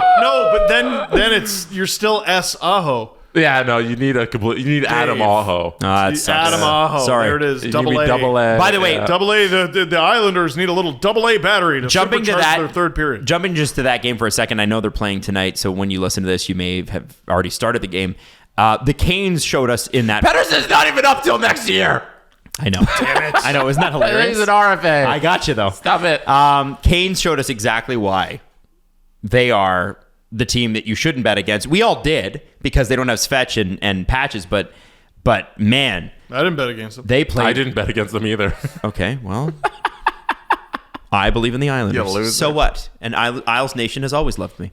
Did you? I have to say the Canes really, really like top to bottom great game. Did you have a party during game one Did I have a party? when you saw Antti Raanta was starting? Oh man! And you said you saw. I was like, man, they're gonna win this game. They're gonna win this game now that if Antti Raanta is starting, they're winning.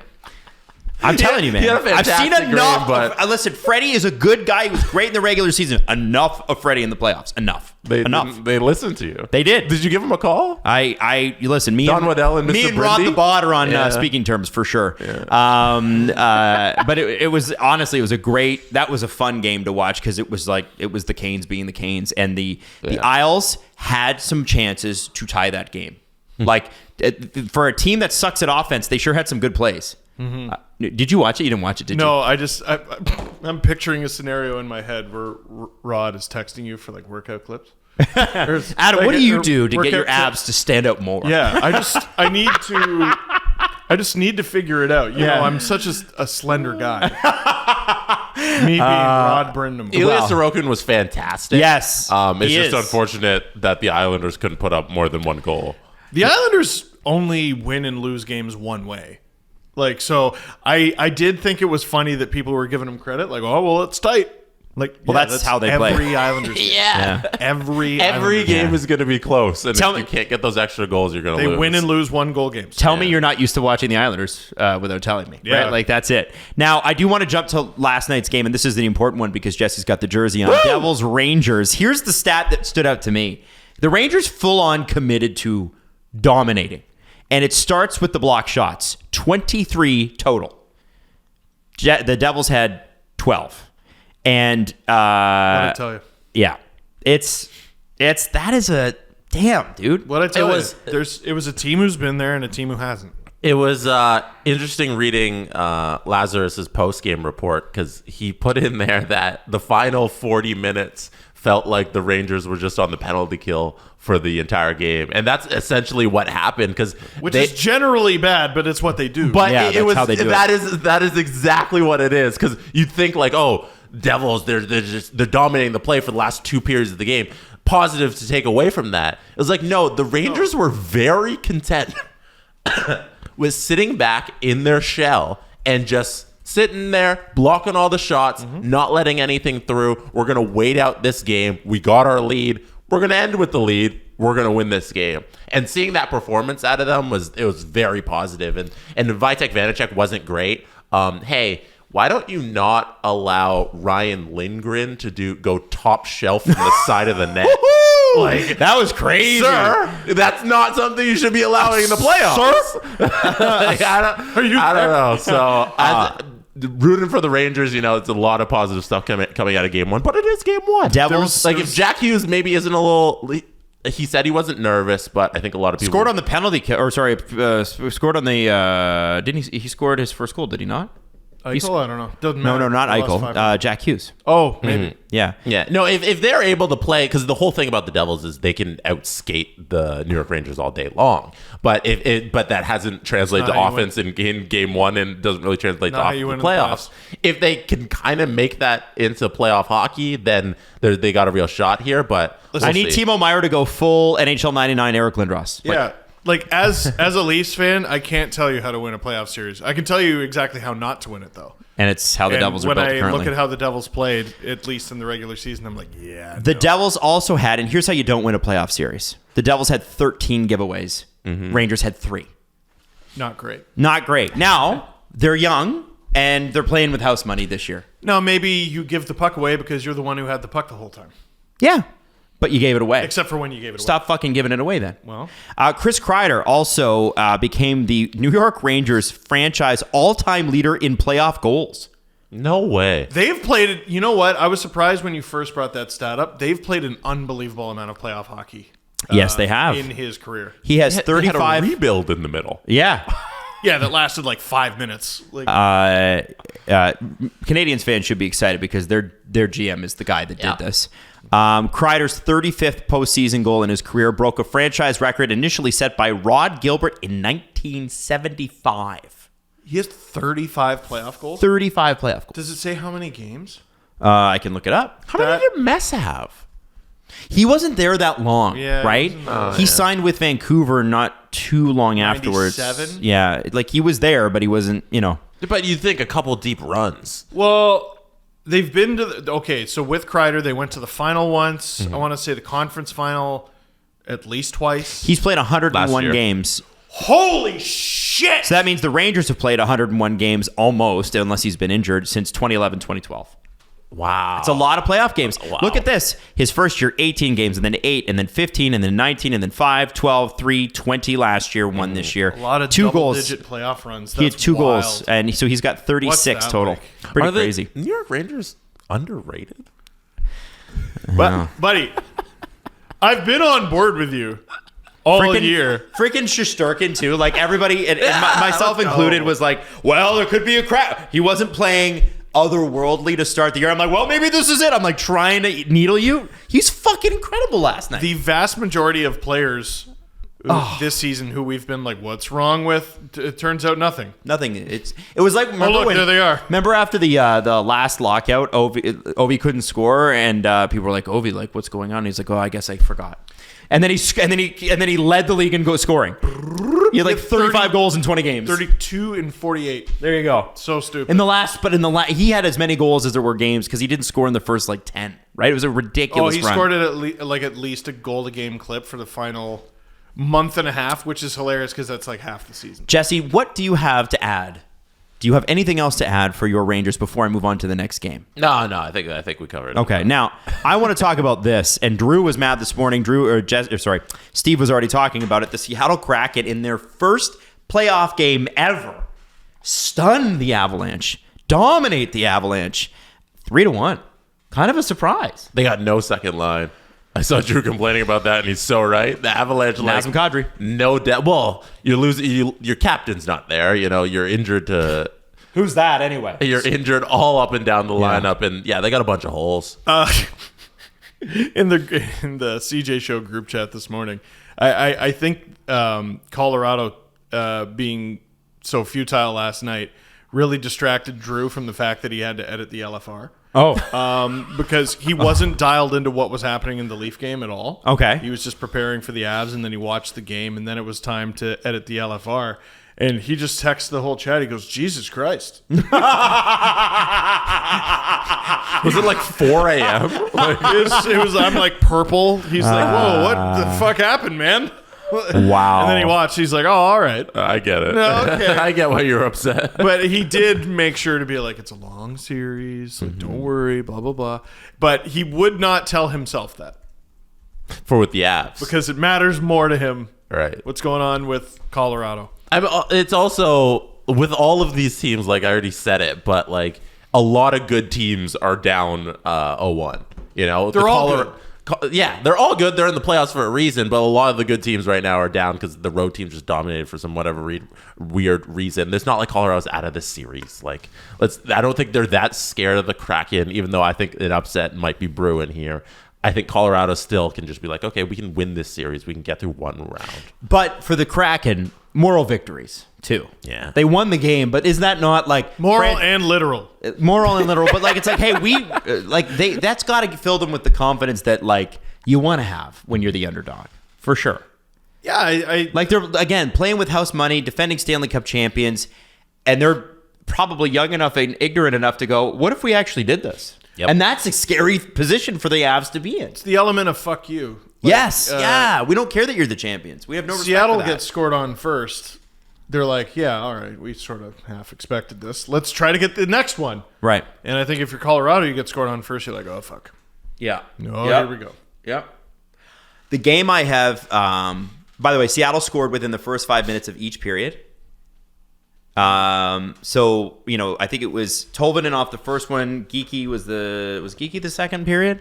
And then, that kind of stuff is, it's Wenberg in the second period, Geeky in the third. That's the kind of shit that kills you. And here's the thing. Tolvanen was 3:26. Wenberg was the second period. It was tied 1-1. They go into it. 80 seconds into the period, he scores. That is like a dagger. I know there's lots to criticize about the way Seattle handled the expansion draft. But man, they've just been like picking at the scab of so many teams. Like, how do you luck into Tolvanen? Yeah. How do you luck into getting that guy off Vanacek. waivers? And also, how are you able to get him off waivers? You were in a playoff spot basically all year. Mm-hmm. That means most of the league passed on him. What is the matter with any of you? Mm-hmm. What are you doing? Mm-hmm. This is a good player. He's always been a good player. They put him in the proper position, and look at that. Connor Geeky, too. I was like, holy shit. Hurricanes can't lose this guy. And no team wanted to get taken advantage of the way Vegas took advantage of the whole league. It's Morgan Geeky, just so you know. What did I say? I said Connor, but that's okay. Oh, Connor, I think his brother was drafted in, I want to say. I'm just throwing that out there for the chat, for the compliment section. Yeah. No, I think I interviewed him. Imagine having brothers. It's weird. Can I give you? Well, I don't. You can give us anything. The line combinations from last year's Stanley Cup final for the Colorado Avalanche compared to the line combos that they ran out yesterday versus Seattle Kraken. Is this with Kadri in the lineup or without? This is with Kadri. I'm just going to do top 6 to compare.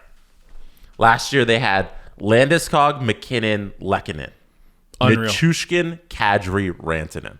Unreal. Last night, they go out with McKinnon, Rodriguez, Rantanen, Lehkonen, Comfer, Nichushkin. That's quite a drop-off. It lacks a certain pizzazz, for sure. And, like, Nichushkin playing out of his mind, too, last year. Yeah, I'm not sold on this whole Evan Rodriguez top-line thing. I think it worked in the regular season for a little bit. Worked against the Leafs. It also didn't work at the end of the regular season when he was just Evan Rodriguez production. If you wanted 0 goal scoring, you put him up there. Like, there was just no point production from him the last 2 weeks of the regular season. I know you didn't want to mention the bottom 6, but the we bottom 6 is why Ben Myers and Dennis Mulligan. with Lars Eller. And then Matt Nieto, Alex Newhook, and Logan O'Connor.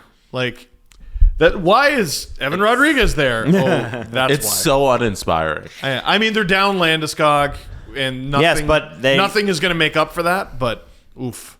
Now, if I were to describe to you a game in which the second best player on the team scored twice, they were up 3-1. It's the playoffs against an opponent that they're fairly evenly matched with. 3-1, stranglehold game. Going into the third period, in fact, they're up 2-0. And then the team that they're playing scores a goal. Then almost immediately afterwards, another goal. 7 minutes afterwards. Yeah. If I were to tell you that team blew the game in overtime, what team would you say it was? The Leafs. Right. Which is why it's pretty wild, and I've been really excited to talk about this game. Wild that it was the Oilers. I thought they were past this. I really did. And it is still... Defense in the regular season is really difficult to evaluate. And I think in the playoffs, it's easier to pick teams apart.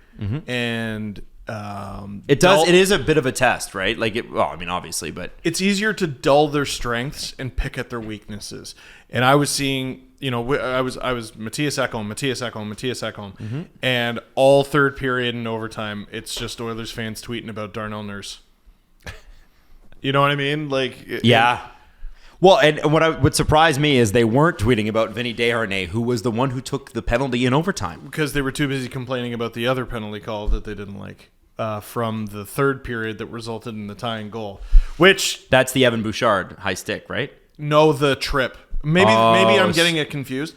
And that was the overtime. Vinny Desharnais was the trip. Bouchard was the high stick. Oh, okay. So so the Bouchard one I don't know. But the trip was... it's a trip. It's maybe you went down easy. Maybe he overtime in went the down because he NHL. stepped on the broken stick, but it was a trip. Is it a playoff trip? Well, great question. But that's how I saw it. Jesse. Typical NHL media. Let's go. These two sitting right Let's here. go. Toronto media. Not even Toronto, international media. Yeah, that's us. Canadians talking about hockey. Oh, of course. The Toronto You're gonna media. Defund on the- SDPN. on the Edmonton Oilers and how they blew the game. I gotta tell you guys, there was an unbiased, an ungovernment funded media conglomerate that put out an episode of the Jesse Blake Sports Report yesterday. 69% funded. Whoa, hey. Am I right? Hey. And it talked about how some respect needs to be put on the Los Angeles Kings. Because it's not, hey, the Oilers blew it. It's no, the LA Kings showed up and did what they do. That pass from Arvidsson was fucked. Oh, goodness. Like, Kempe had 40 goals this year? Kempe had 40 goals this year. He had 35 last year. It should have been a shock. Oh, a talented guy in his mid-20s is getting better? Oh, shocking. No, Adrian Kempe has one of the best shots in the entire National Hockey League. And what the LA Kings are able to do is, with their crisp passing, they're able to get open in great areas in the offensive zone. They don't play off the rush necessarily. They're able to just find guys who are open in the slot, and every player on this team has a terrific shot. And Kopitar with his 4 points. What Kempe decade with was Anze Kopitar born in? Every decade. He's ageless. He's born in the fucking 80s. Yeah. He's older than Steve and I. Oh yeah. Is he? And he scored with, 30 seconds to go? Yeah. Oh, This guy is... no, it was like 16. Yeah, He's it's less than unfucking 13.5. I man. think. Yeah. They are a very good hockey team, and the Oilers should be concerned. Underrated ability is the little shout out is owed to the Kings front office. When you're rebuilding, or at very least when you're heading into the trade deadline as a team that knows it's not going to make the playoffs, knowing when to not tear it all down. Alex Iafallo.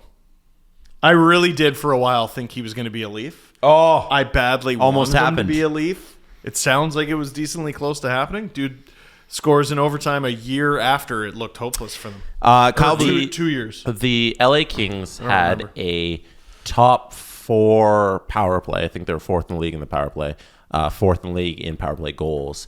And they did that on the back of a very great unit that is currently missing Gabe Velarde and Kevin Fiala, who traveled with the team, who might be back for game 2 or 3. Terrifying. They did that without 2 of their best weapons on the power play. And that's where they got their opportunities. That's how they got back into the game. That's how they won the game and they tied it. So it can only get scarier for the LA Kings. And if they win this series, they're going to be my pick to come out of the Western Conference. It's wild because we talked about how the Kings are improved from last year, but like Fiala was supposed to be a huge improvement for them, and he's not there. And Velarde, I want to say, was put on waivers. Was it? At the beginning of this season? I think so.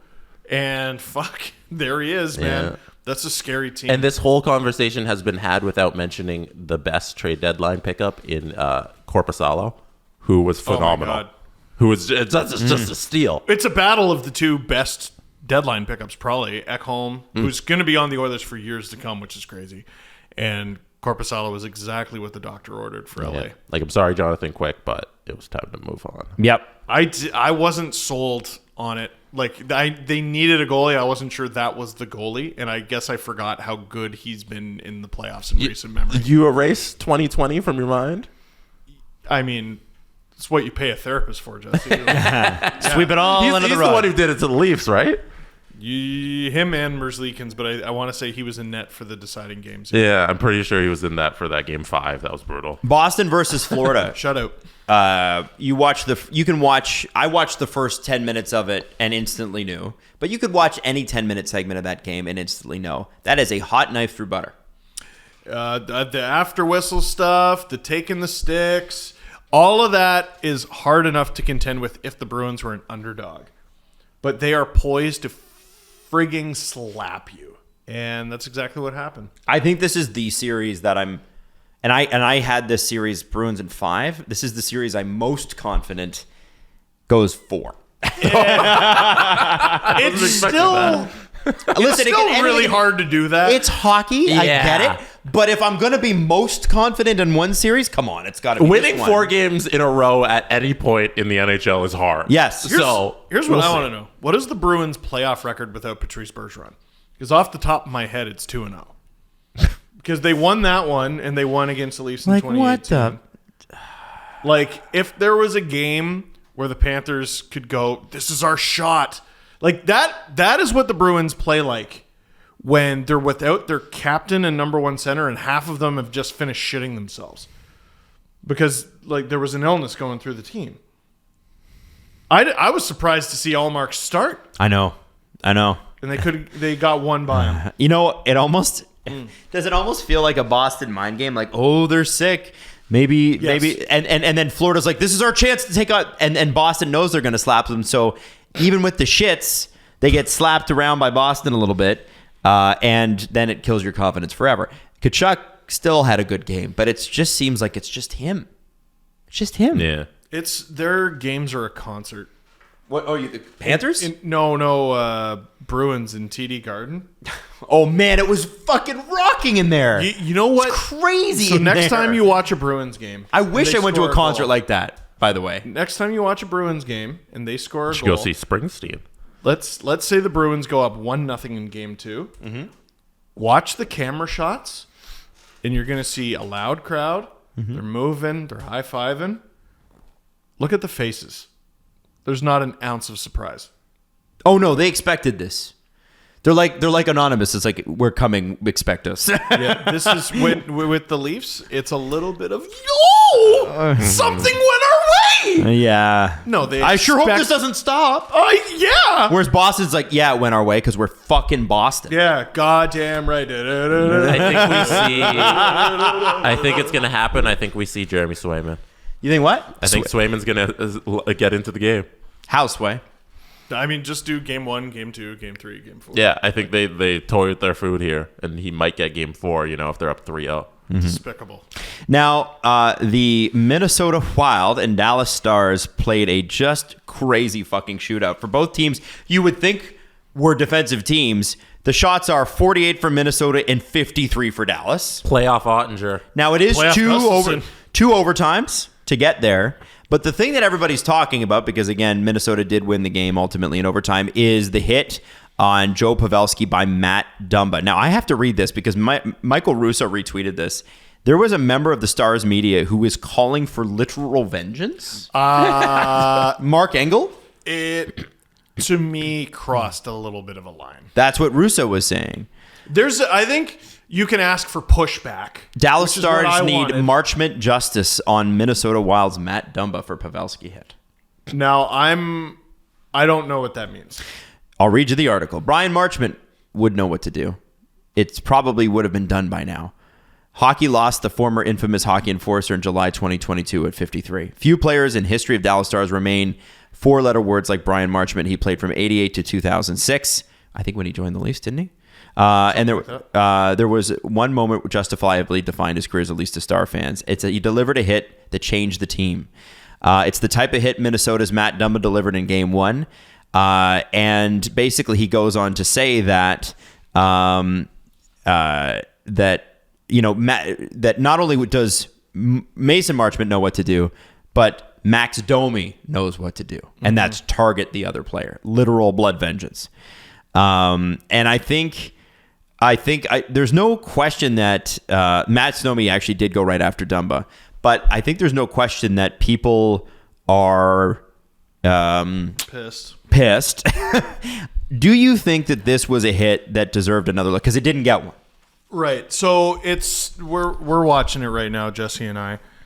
We obviously can't show it, but it's first of all, I hope Joe Pavelski is okay. I haven't heard an update on him. And it's really unfortunate that it happened to him because this is yet another really traumatic hit to the brain for him. He got that unfortunate incident with Cody Eakin. Here, we're watching it. See, what cold cocks him, I think, is when his head slams into the ice. Yeah. It's more so what happens to his body that goes flying through the air and then hits the ice, as opposed to Dumba hitting him. So I think it's a clean hit, if I'm being perfectly Dumba, honest. until the last moment, his feet are on the ice. And by last moment, I mean, it's in slow motion. He hits him. There's still a foot on the ice somehow, and it's not until he falls sideways into the boards that his feet come off. How the hell Matt Dumba stayed grounded through that hit is unreal. That ref almost died. That ref, imagine he hits him in the knees. Oh, yeah, he's dead. Yeah, like Ref's No, dead. that's an extremely hard hit, and it looks painful because of what happens to Pavelski's head. But I think in the game context, it was clean. The argument was that it was late, and I want to say someone reported that it was looked at and they deemed that it was almost late. It was within. They give it a 0.6 seconds. I thought it was 0.7. 0.7. Yeah, sorry. We're debating what sounds like semantics, but that's exactly what they were debating. Exactly. Right? Exactly. Like those milliseconds. I think it was, so it might have been like the hit was 0.6 and the bar is 0.7. Yes. That's what Okay. So we both might be right there. Oh, so, okay. yeah, either way, I think it's a good hit. Like, it's a clean hit. Yeah, you hate And the outcome. you can't hate penalize somebody for the outcome of the incident, unfortunately. No, you can't. No. But what this article says is Brian Marchment would know what to do, and so would Ty No, you Doman. can't. Now you so can't go out and headhunt- target him. You can't headhunt Dumba now. Like, that's Well, I think that's what they'll probably do. There'll be a little bit of that, whether that's fair or not. I think there's a few things you should do when a hit like that happens. The first thing, and this is if you cover the team, or if you're a fan on Twitter, I guess, because you're putting words out into the universe. Number one thing is slow down.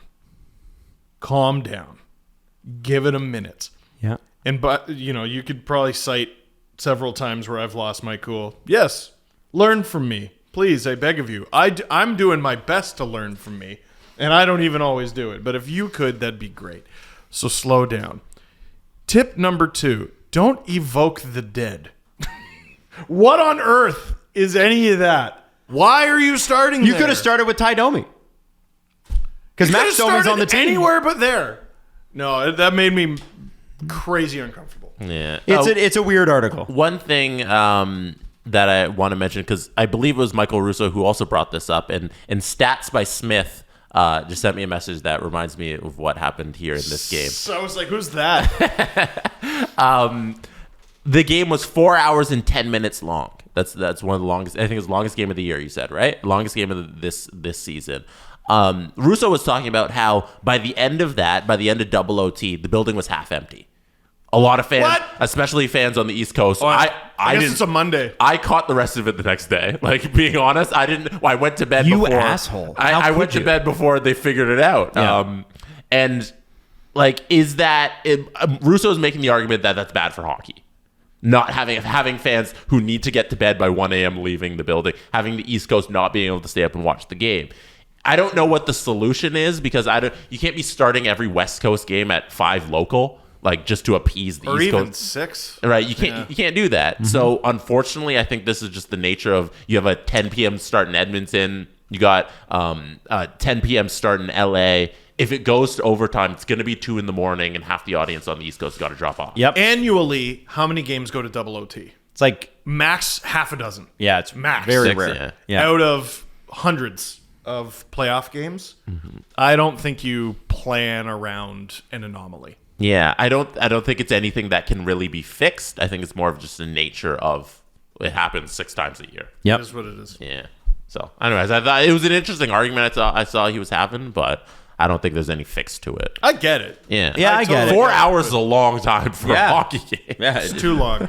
Yep, but you gotta play till you play, right? Yeah. So listen, I saw the Leafs. So 2.5 was too long.